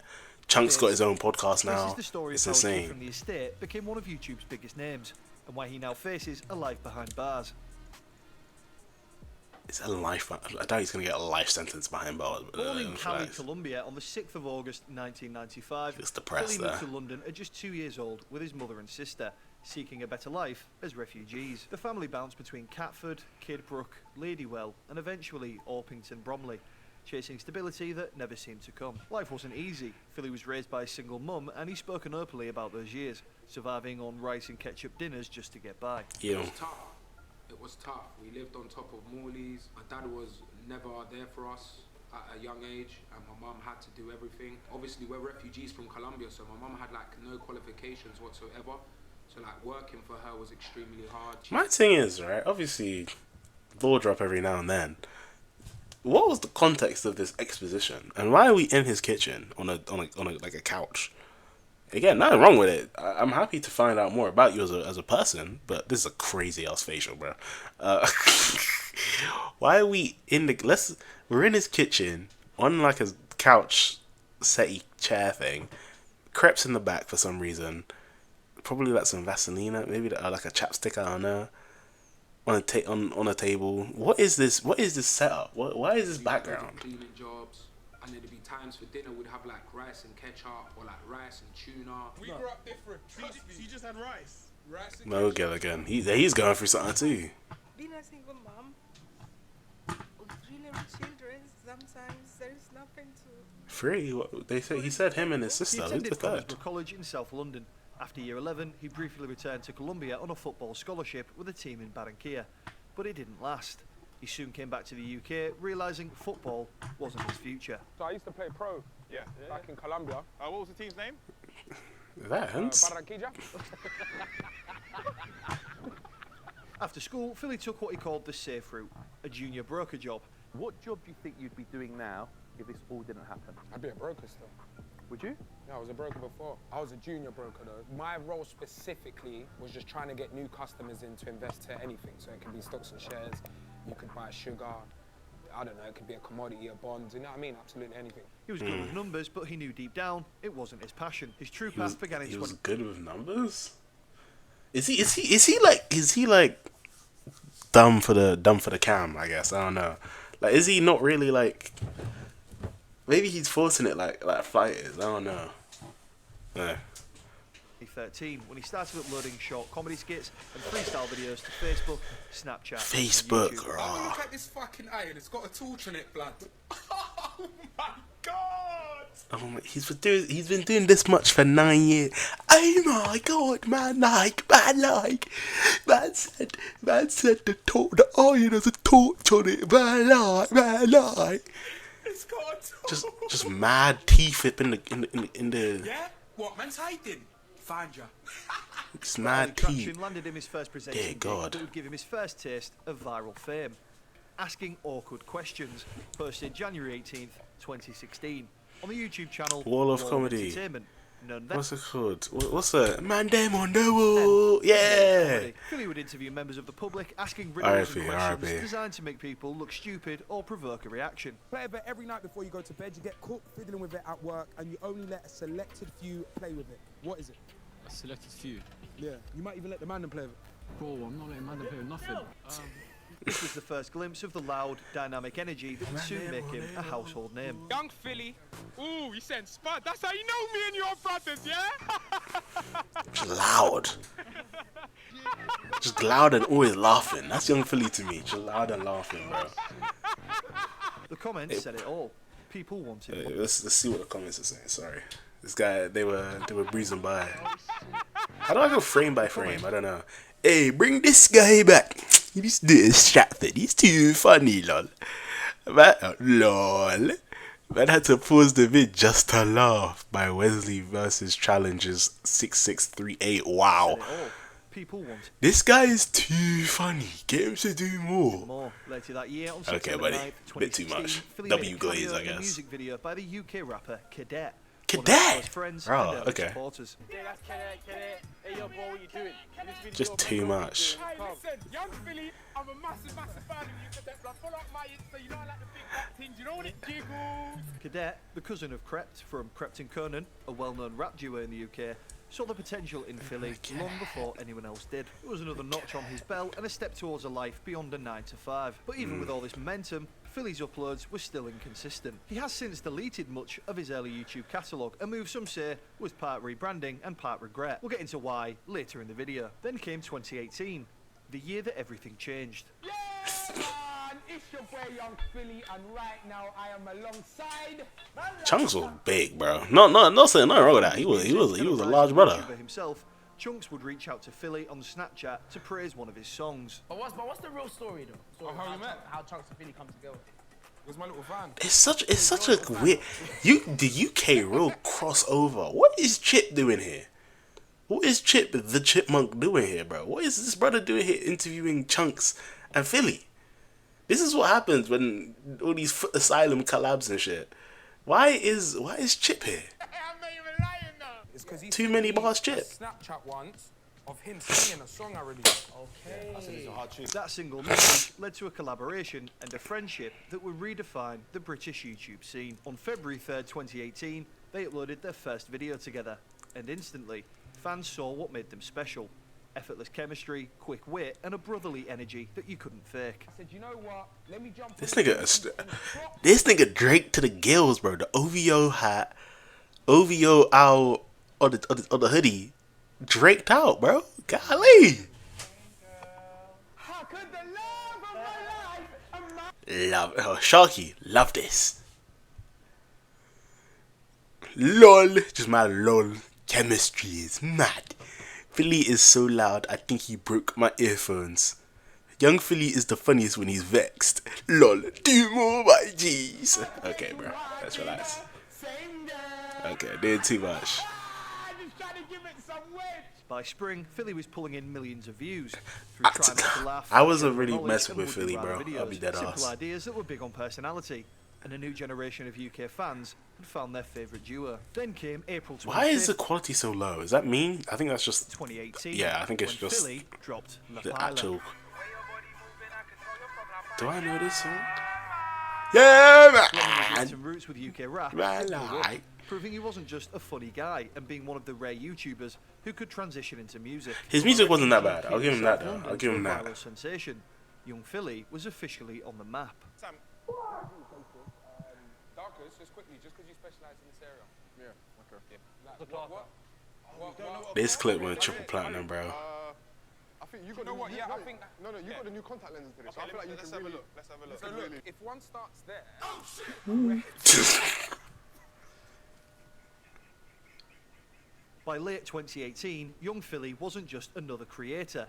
He was part of a movement. Alongside Chunks and Harry Panera, every upload was doing numbers, and they were taking over British YouTube. Chunks was an NFL player. He wouldn't need no armor. Damn. Let's go bulk. And again, the joke wasn't that funny to be doing all that.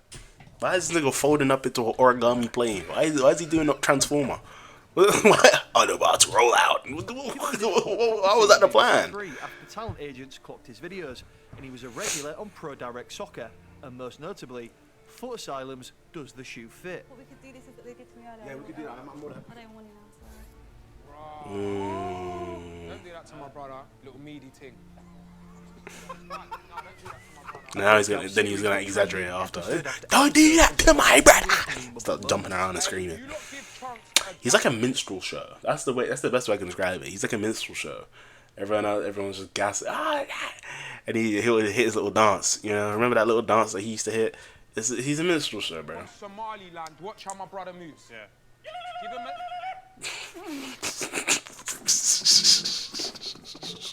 2019 pushed him further into TV with BBC Three's Don't Scream. The pilot didn't go to series, but it did put Philly on screens beyond YouTube. But behind the success, there was about to be a chain of unfortunate events. Him at LV, innit? That's the thing, right? LV General. R.I.P. for life. My family. And this is another reason why I don't drink and drive. Because this is how he passed away. First, on the 9th of February, Cadet, Philly's R.I.P. close man. friend and fellow artist Cadet was killed in a car crash on the way to a show. That loss devastated him. Around the same time, he spoke about losing his grandparents and the impact it left on him. Because like, when Cadet died, it's mad. Stop. But when Cadet died, it's mad. Yeah, I know. It's mad. I know. When Cadet died, I learned a lot. All he ever wanted, when I met him, our goal was to buy a house. Not even buy it, have a place we can rent. We come from nothing, you get it? Bro lived in his yard for probably no longer than 2 weeks. So the point I'm trying to make is, if Cads knew he was gonna die at that point, do you think he would have gone to all the shows he was gonna go to? You know what I mean? Spend time with his mum.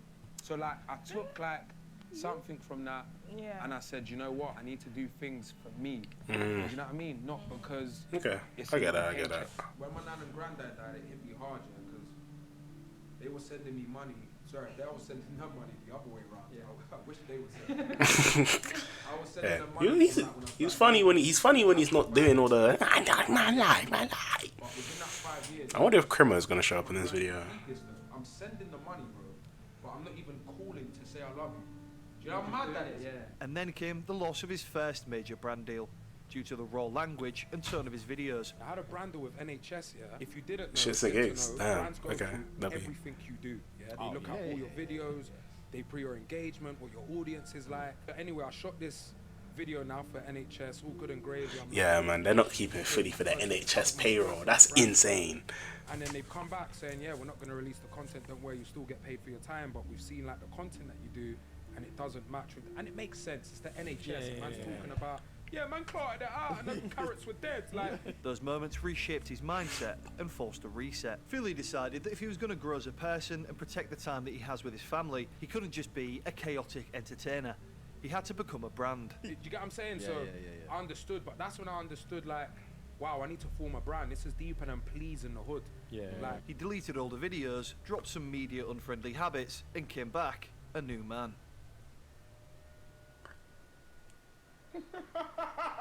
Ew, close your mouth, bro. Ew, why am I seeing the whole? I can see every little bit of the chips in your mouth, man. Thank you, Emilia. Say the same thing.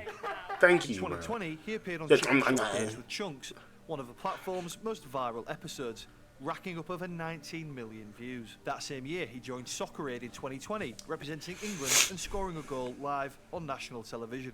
In towards young Philly with a real chance. His Generational music career talent. was also taking Glaze. shape. He released 2 hit songs, Clean Up and Hold, which charted at number 67 and number 29 respectively in the UK singles chart. Philly had crossed from YouTube into mainstream celebrity. In 2021, he kept the momentum going. He Munya appeared on Chihuahua. Race Around Britain, Wow. hosted by Munya Chihuahua. He also announced his mixtape Last Laugh with GRM Daily. It was around this time he was beginning to feature in multiple At this point, Philly should just join the Beta Squad. Says Xavier BNG. I might know that nigga. Who knows? was only rivaled by the Sidemen, a channel Philly would also become a prominent feature of after another massively viral appearance on their Tinder in Real Life series. That's the line that he said he's going to use. Please, that's Watch, he's gonna exaggerate and do too I'm much. 25, I'll be on it. Clap. I remember that one. That was niggas used to aura, aura, aura, aura, aura. That's so much aura.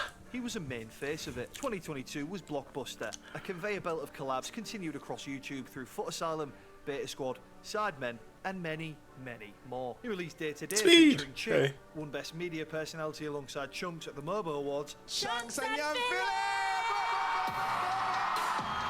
and then hosted them the following year. Damn, that's aura, bro. These guys really were the Golden Boys, man. Philly get chilly on They the really BBC, were. Plus appearances on the Great Stand Up to Cancer Bake Off and Would I Lie to You? How does that come out? His biggest online moment so far came in May 2022 in a Sidemen 20v1 video. It hit over 40 million views before being removed. That For reasons was we'll discuss later, iconic, bro. But remains one of the most iconic. Yeah, again, he was still doing way too much. He was told to do that one though. That's not him doing too much. He was told to do that. For the shot as well, should we swap seats? Yeah, makes sense. Guys, swap seats. Yeah, smell it, smell it, smell it, smell it.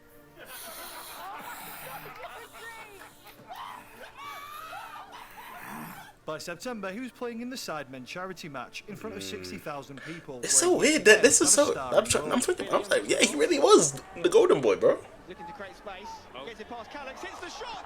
Oh my! 2023 took him to new heights. He returned to the Sidemen charity match. Damn dance, bro. And Daily, and launched the Chunks and Philly show in October, their biggest project to date. 2 months later, he was filming a new series with Channel 4, The Philly and Harry Show, alongside Harry Pinero. This nigga has shows with everybody. Get out. And this is The Philly and Harry Show! By early 2024, Philly And was now able Harry to has a show with create Darkest. Surf with Angry Ginge, released Grey with H. Ginge, In okay. September, he partnered with Harry Pinero, Heinz, and German Doner Kebab to launch Secret Sauce. This nigga always had a brand, bro. Goddamn. Hey, hustle. And M&S Food for Hustle. freestyle cooking, a cooking show set to feature Premier League stars like Bukayo Saka, Ezri Konza, and Jared Bowen. He even he's crossed well the hustle, pond to bro. America and appeared on Kai Cenat's live show. When was that? Oh yeah, he was there. He was there. I forgot about that. Brands, TV, I didn't know Philly hit the mafia thumb. and become a main face of British youth culture. He cleared his mum's debts, bought his sister a house, and moved into a London penthouse he could barely believe he lived in. I can't believe I live here, yeah. See, too much. Lush interiors have provided the suede bed for the new apartment. I'm very grateful. I'm very happy. But just as it seemed Philly had finally made it, It all and his came empire was down. hitting its peak, everything would come to a sudden stop. Young Philly has been extradited from Queensland to WA, accused of serious sexual assault allegations following an incident in Perth. In September 2024, young Philly travelled to 2020 Australia. 2024. Bruh, that was time ago. I didn't know it was that long. I thought it was this year. For a string of live performances and appearances. On September 28th, Damn. Bar One nightclub in Hillary's, a coastal suburb just north of Perth. Social media clips from the event showed packed crowds, fans singing along, and Philly September. I didn't realise it was that that while ago. An alleged assault took place inside Philly's hotel room. A woman in her 20s claimed she was brought back to the room and subject to acts she did not consent to. Serious offences. He's facing 4 counts of sexual penetration without consent, 3 counts of assault occasioning bodily harm, and 1 count of impeding another person's normal breathing or circulation. Philly strongly denied the allegations. During an early hearing, prosecutors produced a set of photographs said to be relevant to the question of consent, stating across her body is a history of violent acts, describing them as beyond what a reasonable person could consent to. These images were not made public, but the presiding judge ruled there was enough evidence for the case to proceed. From that point, what had started out as a sold-out tour became a criminal investigation. Just 1 week later, on October 8th, 2024, young Philly was arrested in Brisbane, more than 2,000 miles away from where the alleged incident took place. The following day, October 9th, he was extradited back to Perth to face formal charges. Philly was charged with 4 counts of sexual penetration without consent, 3 counts of assault occasioning bodily harm, and 1 account of impeding normal breathing by applying pressure to the neck, or choking. All charges relate to the same incident, alleged to have occurred between September 27th and 28th, 2024. Philly entered no plea at the time, and through his legal team, maintained his innocence.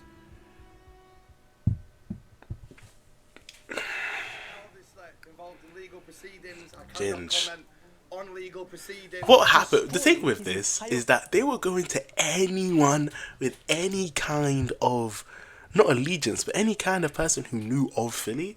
They were going to them. What do you know about Philly? What are you gonna say about Philly? Da da da da da. Big man, it's not my business, isn't it? Literally anyone in the UK scene, they were asking about what's going on with Philly, bro. Nigga, if I was somebody would have come to me, Garrett, what do you know about? What do you think about Philly? Nigga, that's what's going on. Nice. Let me just say, his life's pretty much over.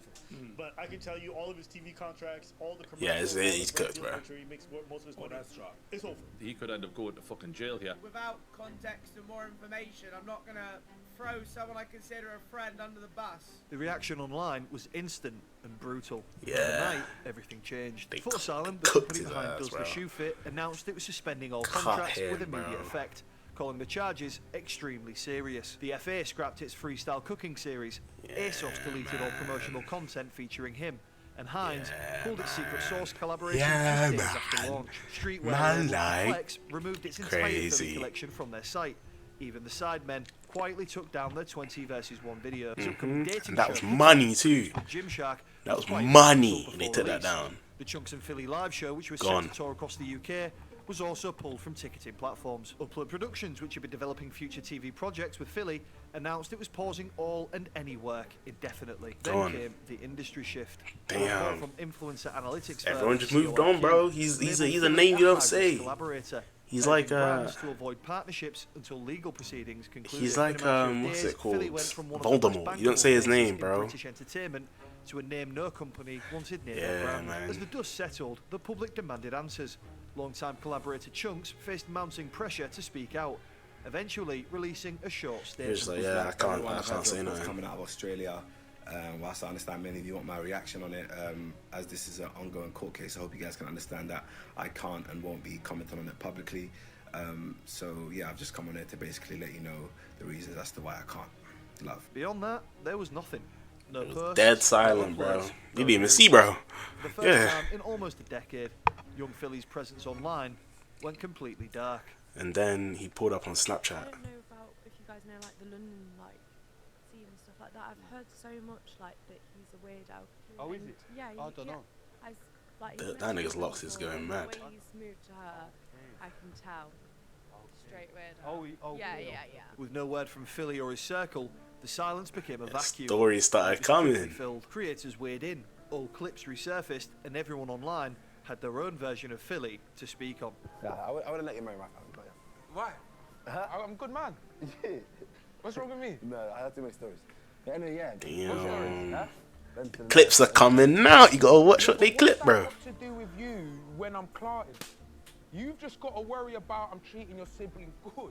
What I know is that from all the people I know who have interacted with him, they all say a lot of the similar things. He's very aggressive with ladies, and they all say he's incredibly. Who are these niggas? Not saying I disagree with them, but who are they? He's just very mean towards people. The conversation moved beyond one man. Clips from old shows, flirty one-liners, laddish jokes, all resurfaced and were reframed as early warning signs. Oh God, yeah. The context is insane. And she made some advances on you. What's she wearing? What the Monkey see, monkey do. This clip is insane. This clip. That clip. Nah, that's a. That one's insane, bro. This clip is crazy. This clip is crazy. Not crazy. Just randomly just starts gripping her neck. Like a joke, it was more like a. You know what I mean? Nigga, what?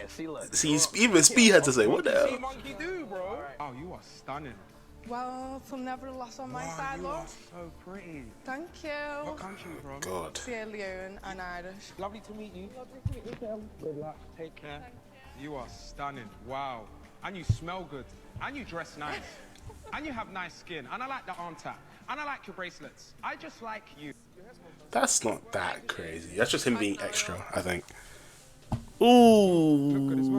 What was that? What was that? What was that? What was that? Did I just... Ooh. Oh. Emily? Come a bit closer to me, Emily, I don't stink. And your name is? Emily and Gracie, ladies and gentlemen. Great skin, by I'm 19 on Saturday. 19 on Saturday. Where you going on Saturday? London. Okay, what club you going in London? Libertine. I must see you there, baby girl. Ew. How old was you when this happened, bro? His latest song, Tempted, released just weeks before the Too allegations, tempted to was now get being dissected high, for its too sexual tempted. lyrics in turn, Yeah. adding fuel to the fire. Allegations from 2021 17. resurfaced when screenshots of young Philly allegedly talking to Oh a my 17-year-old God. girl started circulating online, followed by a video from the girl herself. I feel like I've got a song. And to be honest, I never planned. 17. Technically, that's legal, isn't it? I don't know. The age of consent here in England is 16, but I don't know since he's a grown-ass fucking man if he can still. I spoke to young Philly on Instagram DM who DM'd me and I ended up going to his flat. Him and his management, they worked very hard to manipulate me, obviously me when I was 17, and to make me feel like if I said anything, then they could ruin my life would be over. Not everyone turned on him. An ex-partner came forward, publicly defending his character, describing him as respectful and gentle. Billy is someone that I know and get on with, right, okay? I'm not here to say things did or didn't happen. All I'm here to say, to tell you even, is my side of the story. My experience with Billy Okay, made me feel okay. comfortable. My thing is, right, in a situation like this, this isn't, it's not a my side of the story, our situation, right? Like, I know you are his ex, but you aren't in this story, right? It's nothing to do with you. Like, just, the sides of the story are his side of the story and the girl who was allegedly assaulted side of the story. You don't play a factor into this conversation, right? I'm not trying to deny what you're saying. It's not my business, innit? But what I'm trying to say is you don't exactly factor into this equation, right? What it should be, and what this does, by you involving yourself, you are innately trying to create a narrative, right? Which I understand people on the other side are also trying to create a narrative. But what I'm trying to say is you're already trying to, like, you don't know anything. You don't know the facts. You don't know the facts. You can't be doing all that. Hey, that's just me. That's just me, though. That's just me. When we That's my thoughts. rekindled this year, there was actually, I'm going to make a point of saying this, there was a point where he was like, if you don't want to do anything, if you don't want to, bear in mind we'd spoken last year, we'd been seeing each other last year, and even then he was like, if you don't want to do anything, if you're not comfortable, we don't have to. I just want to make a point of, he's never made me feel any pressure, and I think until we've got definitive. And see, that's the problem. He never made me feel a type of way. He never did this to me. No. Okay? Just because you were in a room with a killer and he didn't kill you, don't mean he's not a killer, bro. Let me just say that. Let me just say that. I know the ins and outs, and probably neither do you.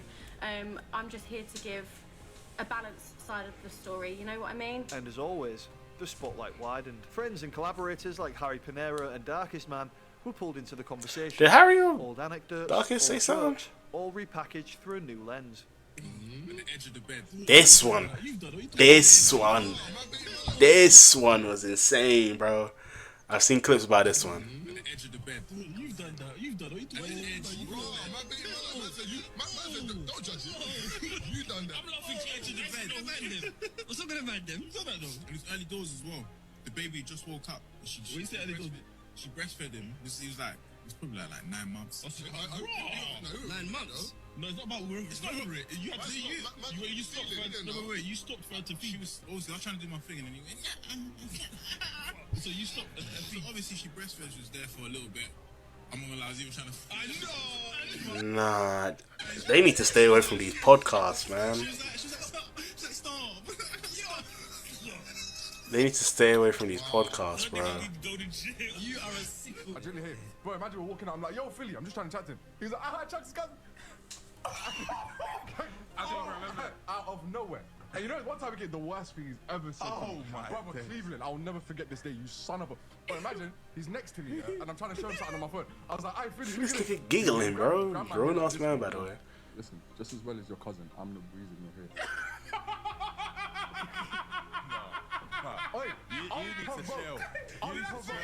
No reason. I'm horrible. As well as your cousin. It's affected it. Yeah. Why do you still remember it? Word for word. Dear God. In November 2024, Terrible while still on look, bail, terrible Philly look. was clocked driving 158 kilometres per hour, nearly 100 miles an hour, on Perth's Ruhr Highway. He later pleaded guilty to reckless driving, received a fine and a licence suspension, as well as a court warning. He's back in isolation, England it though was just a now. He's traffic doing his little offence. dances In with the pork. context, it became just another I'm assuming that's what headline. he's going to Within talk weeks, about. the man who'd been a national sweetheart was now seen as radioactive to brands, to colleagues, even to parts of his own audience. His name began appearing in news segments alongside Diddy, who was facing his own criminal accusations. That kind of framing blurred the lines further. Guilt by association. First, Diddy. Who? Why is Diddy your idol? Why was Diddy anywhere in the first Diddy and now Young Philly? All of my idols going straight. Why was Diddy one of your idols? Association. and for much of the public, it sealed the verdict. That is before the trial insane. ever began. Yeah, my idol Diddy.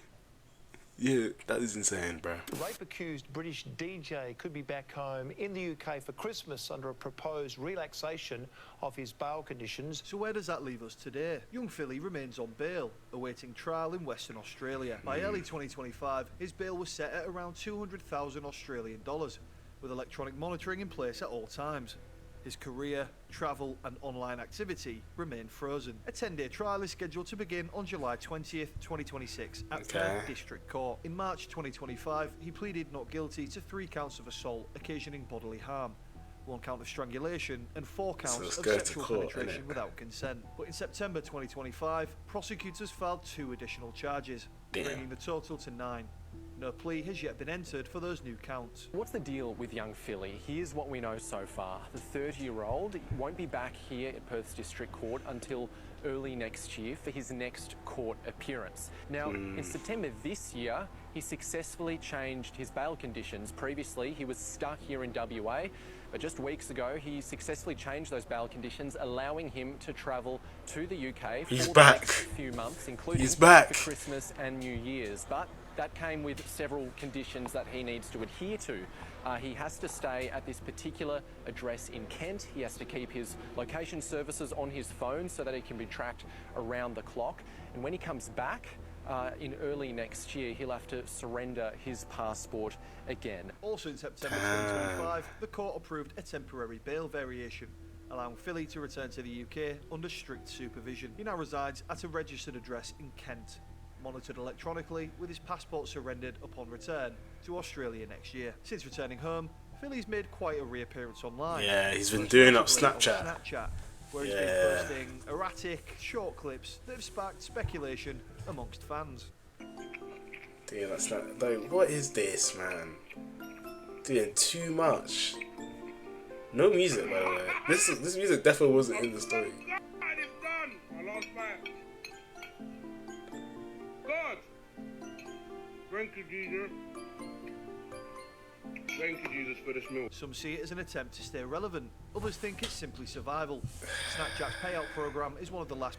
Young Philly is a fucking monster. Who the fuck touches a kid in this manner? Niece / cousin of any sort of relative, it doesn't matter. The kid was uncomfortable. Nigga must learn how to keep his hands to himself. Okay. Places, a creator can still earn fast money, even with limited brand access.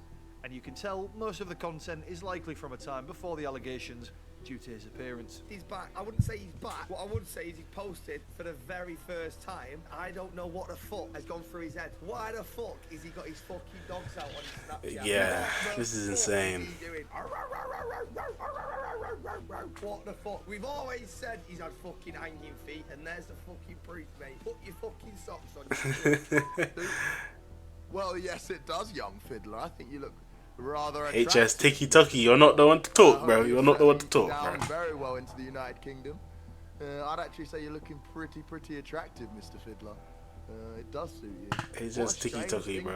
You're not the one to talk, bro. That is. Ain't HS in jail right now? That's not A1 deflection tactics, my G. For now, Andres Barrientos waits between two worlds. Innocent until proven guilty, but living with the weight of the verdict. Doing too much, man. And whether he's cleared or convicted, one truth remains: the career he built from nothing will never be the same again. I'm back on the Right now, book, young Philly's story isn't over. He remains innocent until proven guilty, and the truth will come out in court, not in the comment section. We don't know what really happened, and it's not our place to decide. But based on what we do know, the extradition, the evidence presented, and a full trial now set, it's clear this isn't going away anytime soon. Whatever the verdict, the damage is finished. Done. He's cooked. The laughter, He's the cooked. energy, the rise from a South London estate, The empire's British crumbled. entertainment, all of it At least his now carries section a of the shadow. empire. Maybe one day we'll know the full truth, but for now, the story of young Philly stands as a reminder of how fragile fame can be and how fast it can all disappear. Yeah, his section of the empire's cooked, bro. He's finished. This guy was behaving like Quagmire on camera and people are shocked. Wow.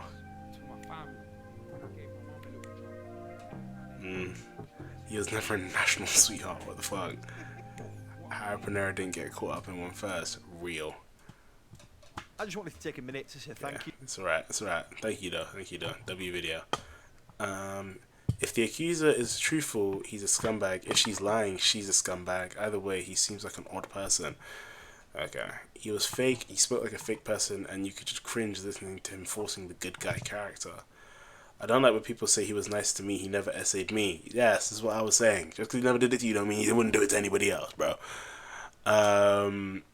Fame is one hell of a drug. It's okay with their goofy challenge videos, but the date ones were horrible. Always cringed at how horribly they treated the women. All date videos on YouTube should be pulled. It shows their character. I don't know about that. I think that is a bit of a stretch. Anyway, thank you for watching this stream, everybody. This was a good one. I think we got through some pretty good videos. I liked all of these ones. We had some good discussions, I think, about like just everything. I'm not gonna lie, we hit a broad variety of topics. I think this was a pretty good one for like discussion and talking. Again, if you have any recommendations, leave them in the comments of the VOD, or if you know me, DM me. Anyway, sorry, I'm dying. Okay. Do I have anything else to say? You can watch this VOD on the VOD channel and have a nice day. Hey, bye, bye, bye.